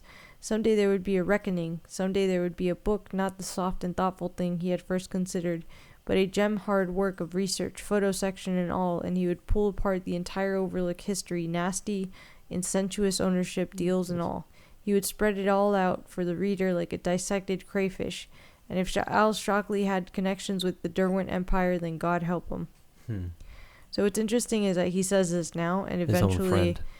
not just that. So at this point, he's going to take down the hotel and anyone associated with it, right? Yeah. But by the end, he's like, I could never hurt the hotel. Yeah, that full switch. From even being afraid and understanding his dad was crazy. and violent. You know, that to me was still the clearest switch over, the creepiest one. Yeah. Yeah, he's back. He's talking to his son. Take time to floss. And, you know, Wendy's going over in her head because she's actually awake. Mm-hmm. And she's just coming to terms with the fact that her kid could probably read minds. Yeah. Because she's realizing that he knew that it was Al Shockley and that he wasn't happy with Jack, even though they were like in a separate room when he took that call. And she knew that he had read her mind while she was at the doctor's office, and she, you know, a couple other incidents. She just knows. Yeah. There was definitely plenty of details. Yeah. She's remembering the most famous, or the most, memorable was, I dreamed Daddy had an accident. So, Danny had a dream, and then he stops drinking. Remember, we talked about how she was looking for accidents and all that. Yep. And, and I guess we touch on what you were talking about last time, that guy that ended up going to the loony bin. Oh, yeah. Yeah, this was creepy. I was saying that it's him. This kind of horror, this kind of madness can come from anywhere. You're surrounded by life-changing shit. That they had a kid at school whose dad just lost his marbles, as they say. Yeah. And like we said, one of the symptoms when they're saying all the shit they did that made the guys take him to the loony bin is that he was crying all the time. So now anytime Danny cries, is that going to be too much? And and how the kid's family was all broken up. But also how normal and everybody back to work, nothing to see here kind of vibe. Well, it's also freaky. They actually itemize what happens. Yeah, I see the little list here. Mr. Stranger had tried to kill everybody in his family, including Robin, with his World War II souvenir pistol. Mr. Stranger ripped the house to pieces while he was stinko.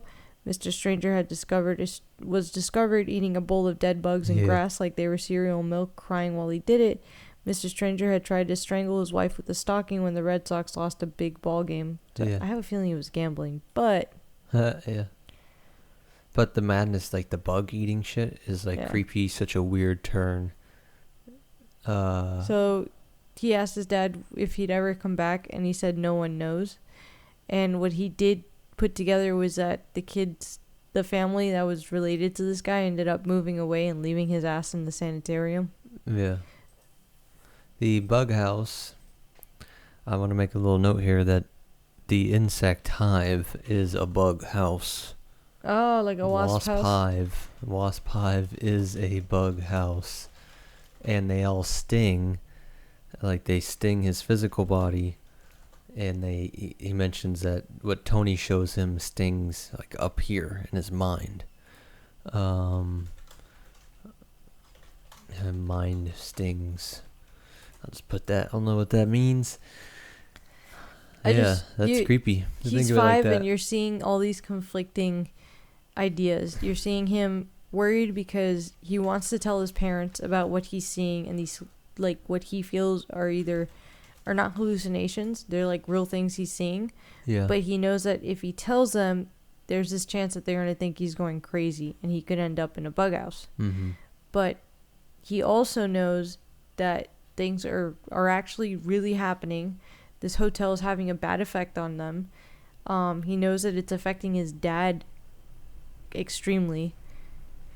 But he also knows that this is their last chance, because his dad keeps saying in his mind, this is their last chance. Like, he can't afford to lose his job. He's very well aware that this dad feels like this is his last chance, and he knows he struggles with self-destructive thoughts too. So if this doesn't work out, there's that. Now, do you think he's playing with... I Googled here, when were mental asylums closed? It says it started in the 60s. It's done by the 80s. The book comes out in 77.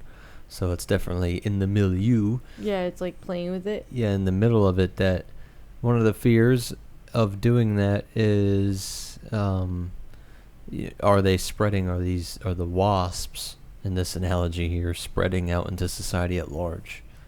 And stinging, instead of keeping them in the wasp nest by destroying the bug house, the wasp nest.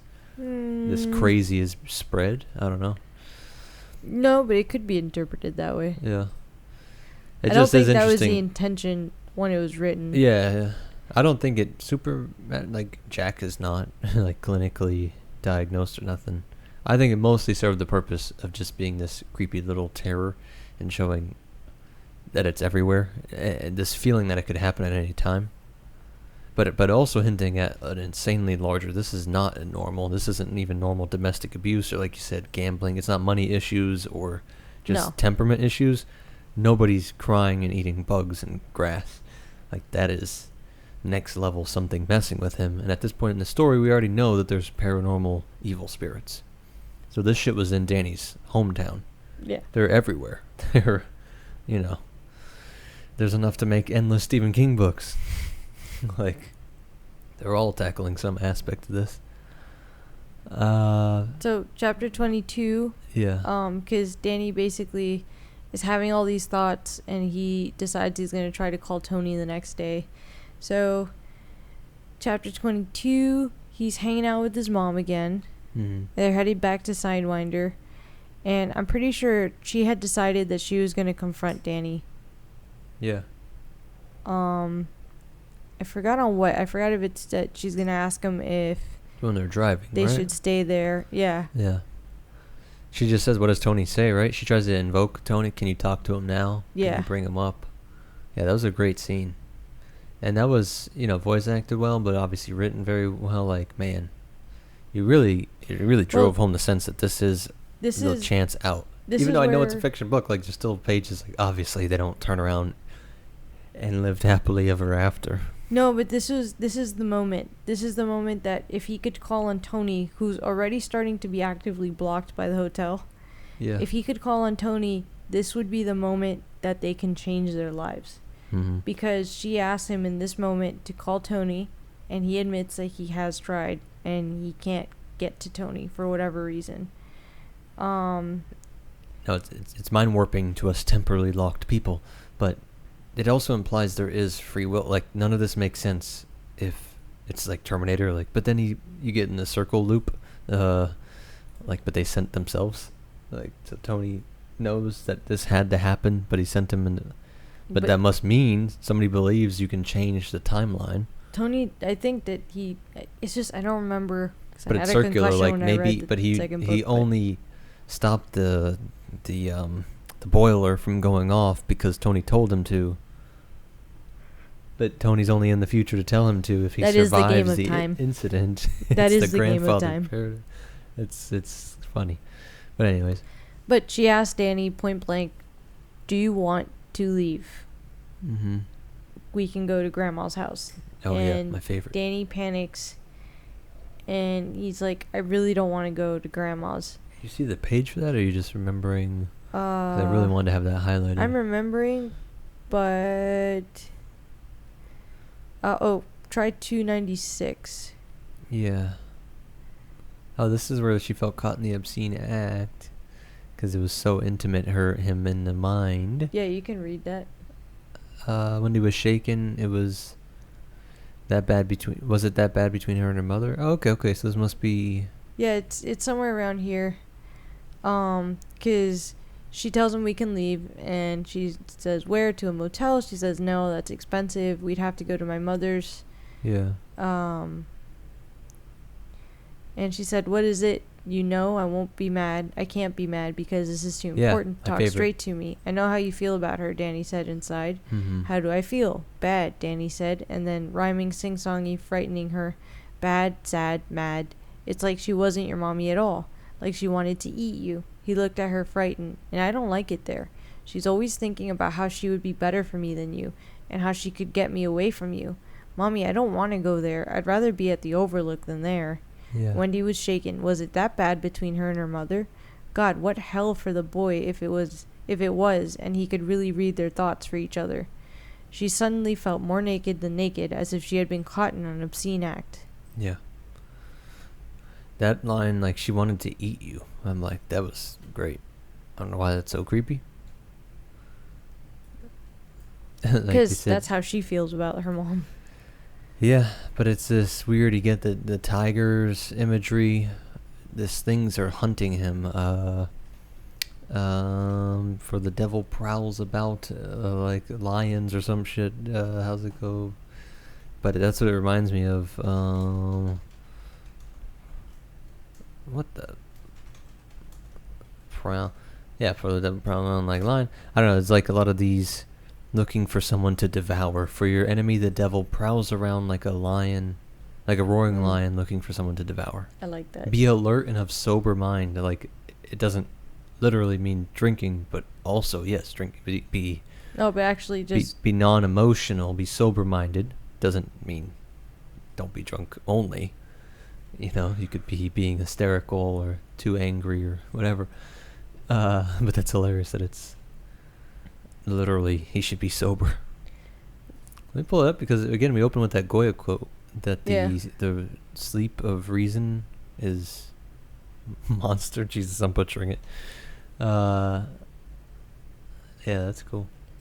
Well, this conversation between her and Danny is super important because we're establishing that she doesn't think he's crazy and she's going to trust him when he says something, because she asks him point blank, is your dad drinking? Mm-hmm. He says no because it's true. Yeah. But he also knows not yet.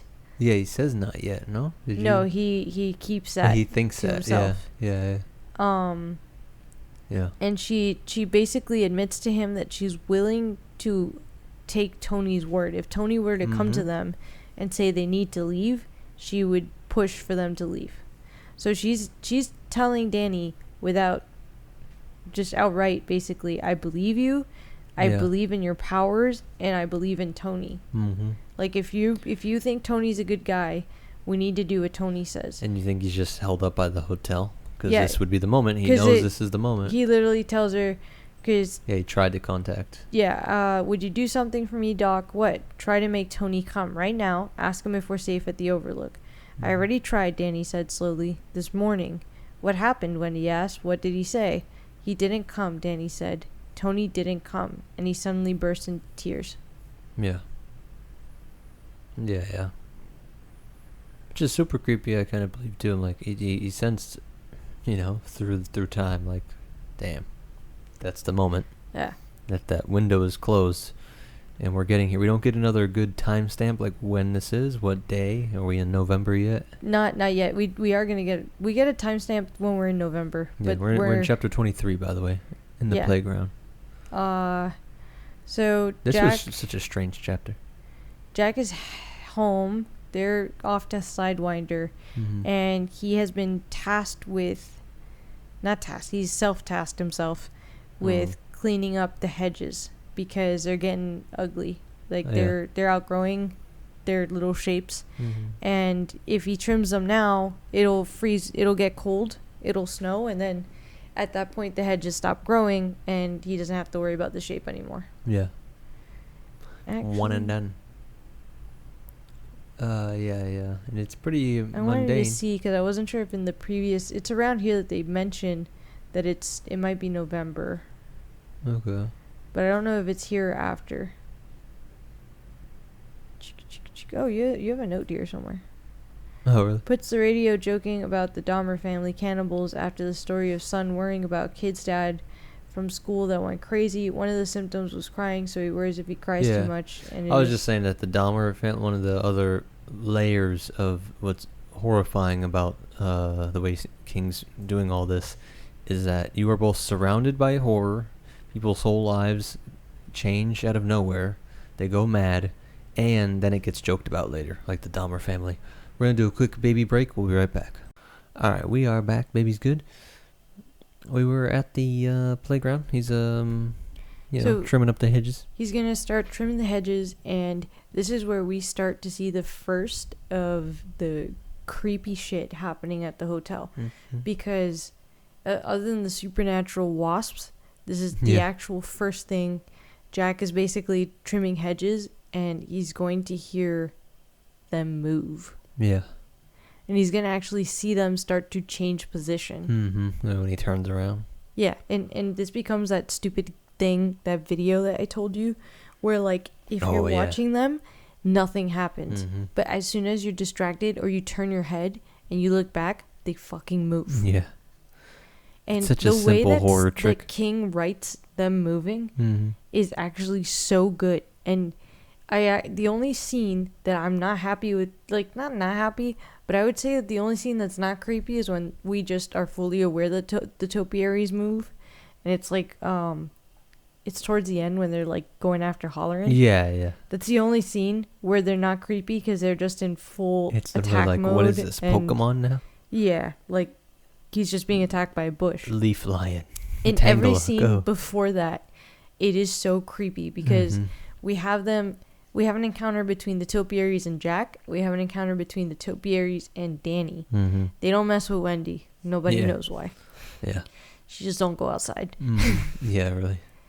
Touch topiary. It is so creepy because if you look away, they move.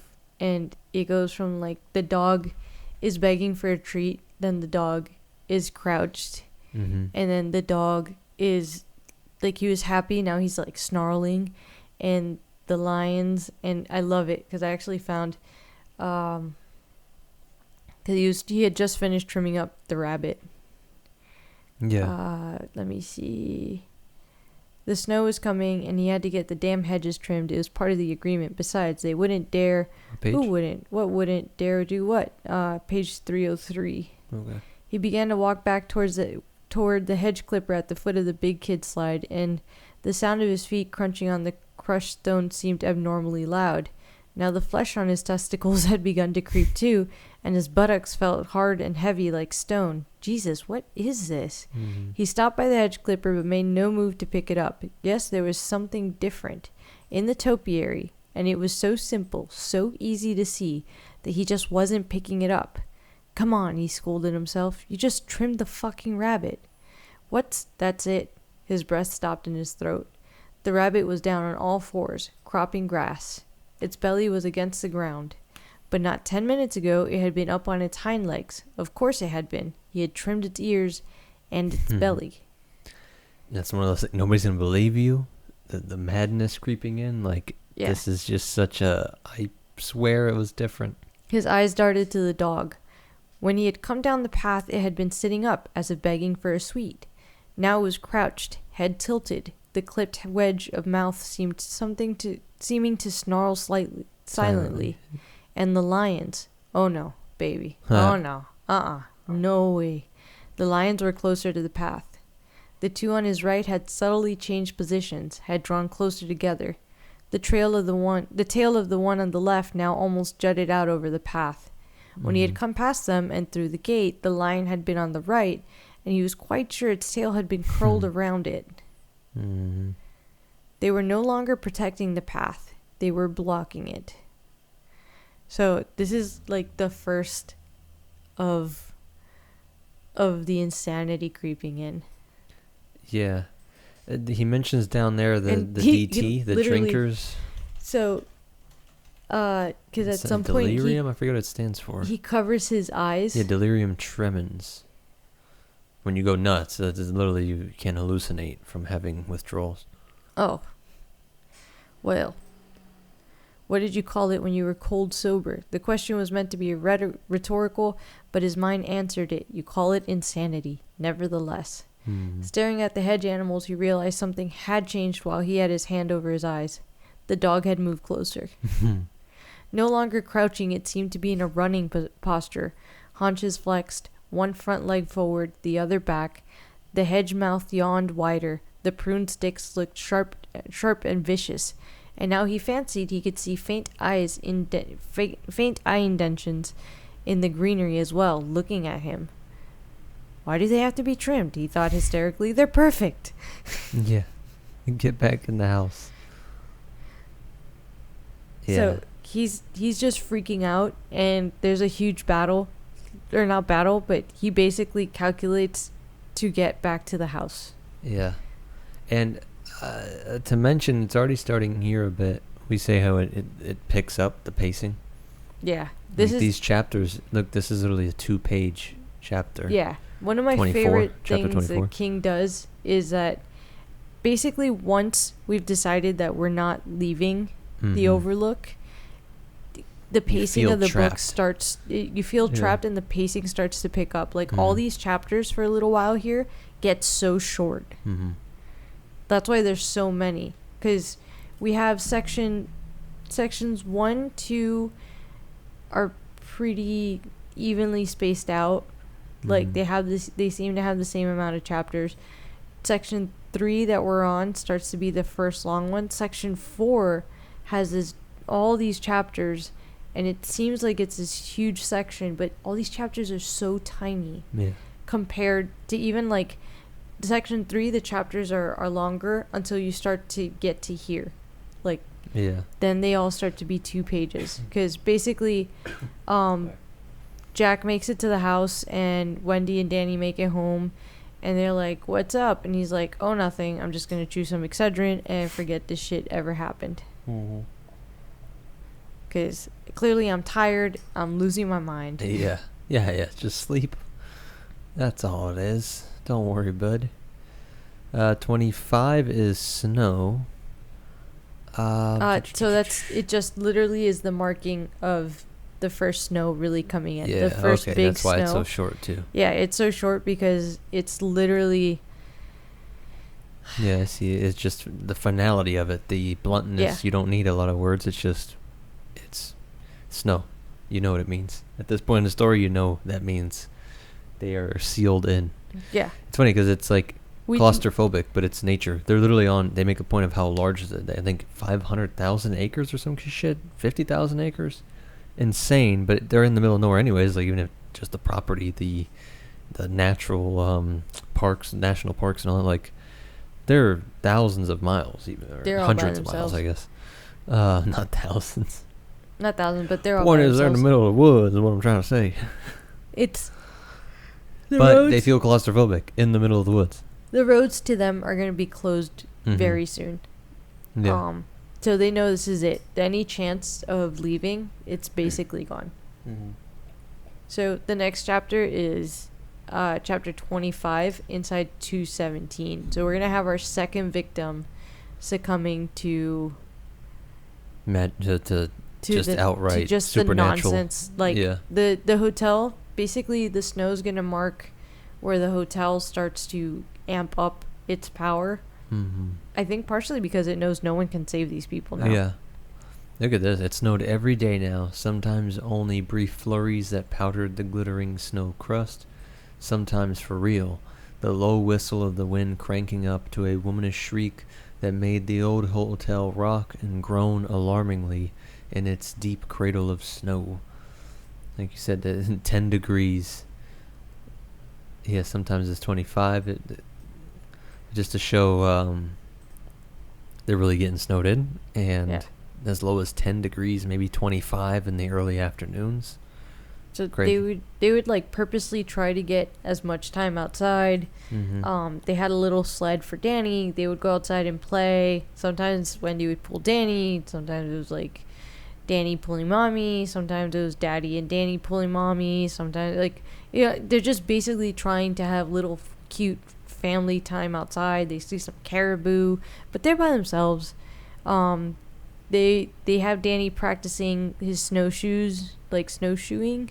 I don't know. I'm a Florida girl. I'll show you. Born and raised. I mean, I know what it is. It's like those okay. tennis rack things that you walk on, but I don't know how hard. Yeah, how hard it actually is to do. Yeah, I'm not gonna sit here. I didn't and realize be it like, got so modern. My brain was still picturing these old wicker-looking things. Oh my god, that's hilarious. So was mine.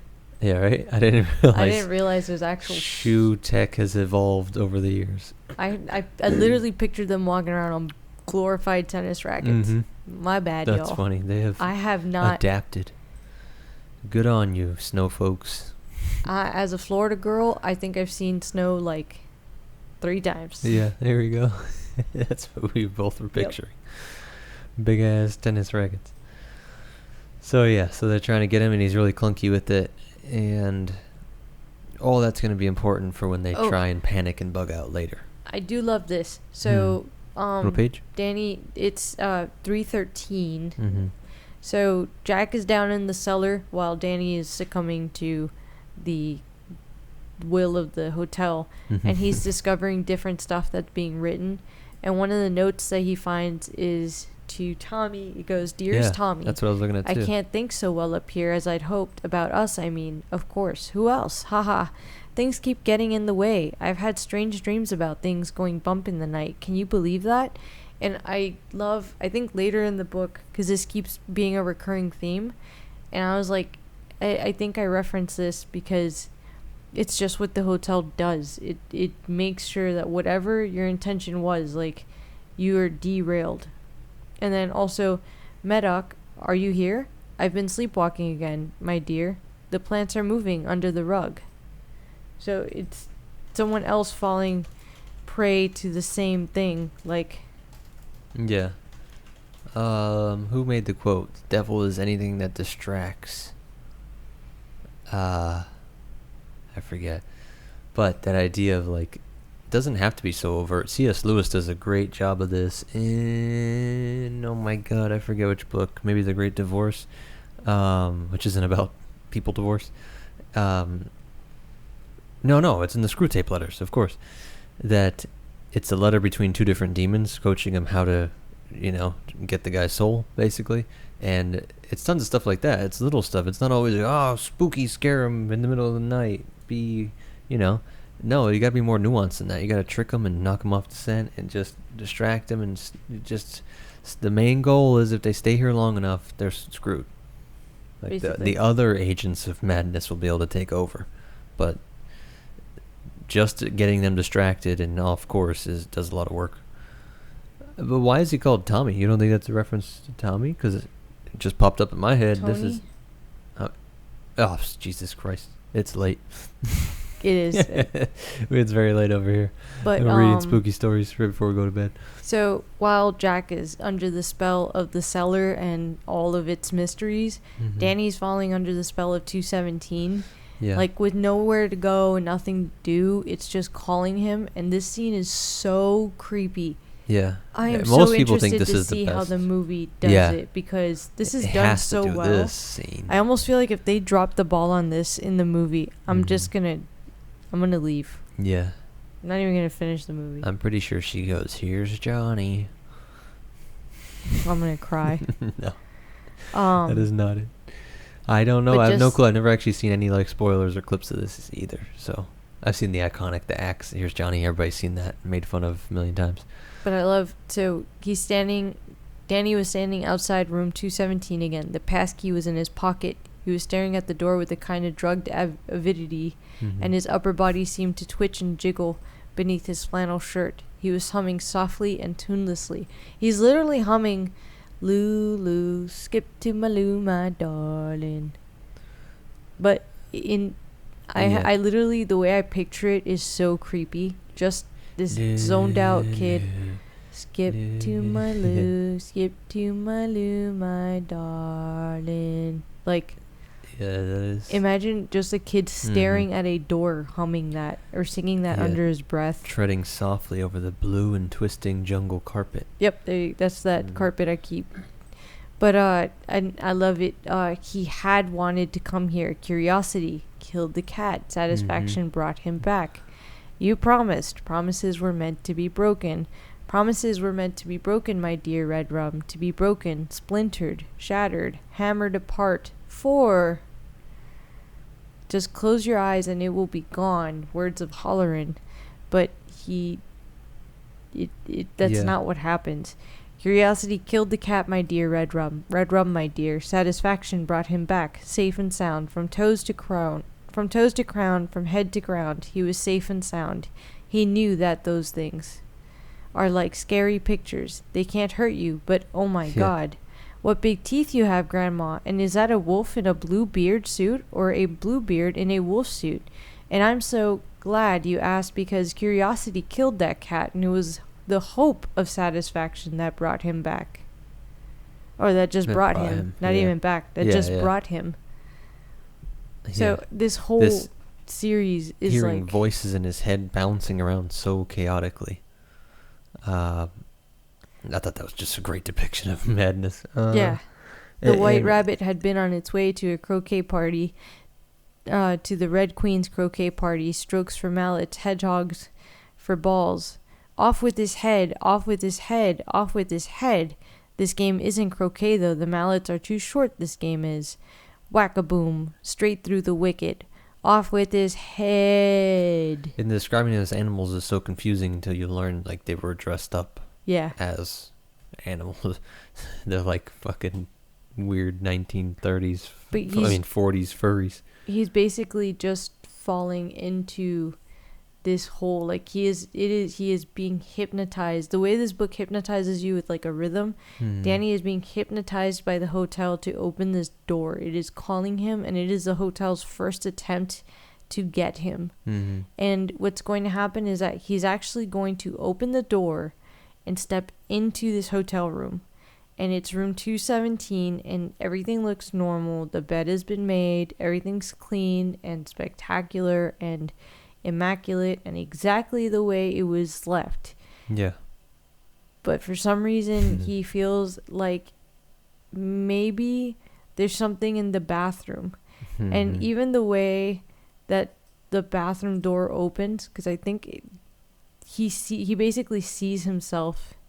To his left was the bathroom door, a full-length mirror on it reflecting his own white-faced image. The door was ajar, and he watched his double nod slowly. Yes, that's where it was, whatever it was. In there, in the bathroom.